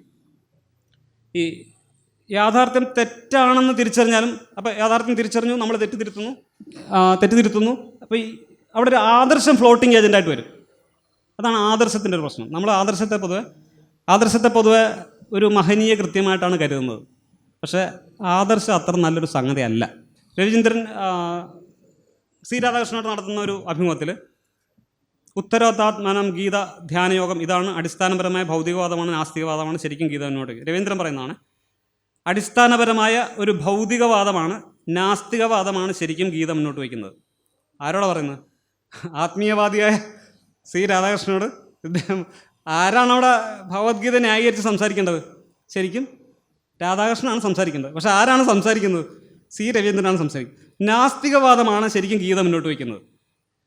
അപ്പോൾ സി രാധാകൃഷ്ണൻ പറയുന്നത് ആത്മാനാത്മനാം എന്ന് പറയുന്നിടത്ത് ആത്മാവ് എന്താണെന്ന് അറിയാതെയാണ് ഈ പറയുന്നത്. രവീന്ദ്രൻ സെൽഫ്, ഞാൻ അവിടെ സെൽഫായിട്ട് എടുക്കുന്നു. അപ്പോൾ ആ ശ്ലോകം വിശദീകരിച്ചുകൊണ്ട് അദ്ദേഹം പിന്നീടൊരു ഫേസ്ബുക്കിൽ എഴുതി, ഒരുവൻ തന്നെ സ്വയം ഉദ്ധരിക്കേണ്ടതാണ്, തന്നെ സ്വയം താഴ്ത്തരുത്, താൻ തന്നെയാണ് തൻ്റെ ബന്ധു, താൻ തന്നെയാണ് തൻ്റെ ശത്രുവും. ഇത് രവീന്ദ്രൻ സ്വയം. അദ്ദേഹം പിന്നീട് പലപ്പോഴും ഈ മോട്ടിവേഷണൽ സ്പീക്കൊക്കെ നടത്തിയിട്ടുണ്ട്.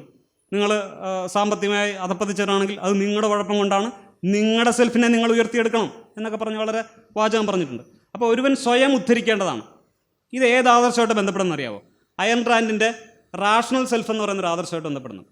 ഈ കുറേ യുക്തിവാദികൾ അയൺ റാൻഡിൻ്റെ റാഷണൽ സെൽഫിനെ തെറ്റിദ്ധരിച്ച് യുക്തിവാദമാണെന്ന് ധരിച്ച് അതിലേക്ക് മാറിയിട്ടുണ്ട്. റാഷണൽ സെൽഫ് ഇൻട്രസ്റ്റ് എന്ന് പറഞ്ഞാൽ സ്വന്തം കാര്യം നോക്കണമെന്നാണ് അതിൻ്റെ അർത്ഥം. അപ്പോൾ സ്വന്തം കാര്യം നോക്കണമെന്നുള്ള അദ്ദേഹത്തിൻ്റെ ആദർശം ഏതിലേക്കാണ് പിടിക്കപ്പെട്ടത്? ഭഗവത്ഗീതയിലേക്കാണ് പിടിക്കപ്പെട്ടത്. അപ്പോൾ ആ മോട്ടിവേഷൻ വർക്ക് ചെയ്യുന്നത് അവിടെയാണ് ഞാൻ നേരത്തെ പറഞ്ഞ ഈ ആദർശ പ്രശ്നമുണ്ടല്ലോ. തെറ്റാണെന്ന് ബോധ്യപ്പെട്ടാലും ആദർശം അതിൻ്റെ മേളിൽ വന്ന് നിൽക്കും. അതാണ് നമ്മുടെ കമ്മ്യൂണിസ്റ്റുകാരുടെ പ്രശ്നം. ലോകമെല്ലാം ഭരിച്ച് അക്രമമാണ്, ആൾക്കാരെ കൊന്നൊടുക്കി എന്നൊക്കെ പറഞ്ഞാലും സമത്വമെന്നൊരാശയം മരിക്കുകയില്ലൊരിക്കലും, ഈ ആദർശം ഒരു ഫ്ലോട്ടിംഗ് ഏജൻ്റായിട്ട് മേളിൽ വന്ന് നിൽക്കും. അതിൻ്റെ എല്ലാം താഴെ ഈ അക്രമമെല്ലാം കിടക്കും. ഈ ആദർശ പ്രശ്നമുണ്ട്. അപ്പോൾ പുരോഗതിയിലേക്ക് പോകുമ്പോൾ ക്ഷമാപണം നടത്താത്തവരുടെ രണ്ട് പാർട്ടിയോടുണ്ട്. ഞാൻ പറഞ്ഞു വന്നൊരു ചുരുക്കം എന്ന് പറയാം. അതായത് ഈ എപ്പിസ്റ്റമോളജിക്കൽ ത്രെറ്റ് എന്ന് പറയുന്ന സാധനം, ഈ എപ്പിസ്റ്റമോളജി, ഈ സയൻറ്റിഫിക് എപ്പിസ്റ്റമോളജി, ഈ എവിഡൻസിനെ, ഈ യാഥാർത്ഥ്യത്തെ നമ്മൾ തിരിച്ചറിയാതെ പോയി കഴിഞ്ഞാൽ അതൊരു റിലേഷണൽ ത്രെറ്റായിട്ട് മാറും. നമ്മുടെ സമൂഹത്തിൽ റിലേഷണൽ ത്രെറ്റായിട്ട് മാറും. ഇപ്പോൾ റിലേഷണൽ ത്രെറ്റ് എന്ന് പറഞ്ഞാൽ നമ്മുടെ ബന്ധുത്വത്തിലുള്ള ഒരു ത്രെറ്റ്. അത് ഈ കഴിഞ്ഞ 15 വർഷമായിട്ട് ഇന്ത്യയിൽ കൃത്യമായിട്ട് സംഭവിച്ചിട്ടുണ്ട്. എന്തിനാണ് അത് ആക്രമിച്ചത്? വിജ്ഞാനത്തെയാണ് ആക്രമിച്ചത്. ഇത് 90കളിൽ മീരാനന്ദ ചൂണ്ടിക്കാണിക്കുന്നുണ്ട്. അന്ന് മീരാനന്ദയെ കൊണ്ടുവരാതെ പരിഷത്തുകാർ കൊണ്ടുവന്ന് വന്ദനാ ശിവയാണ്. വന്ദനാ ശിവ ശാസ്ത്രകാരിയാണെന്നാണ് നമ്മളെ തെറ്റിദ്ധരിച്ചത്. വന്ദനാ ശിവ ആരായിരുന്നു? RSSൻ്റെ പ്രവർത്തകയായിരുന്നു.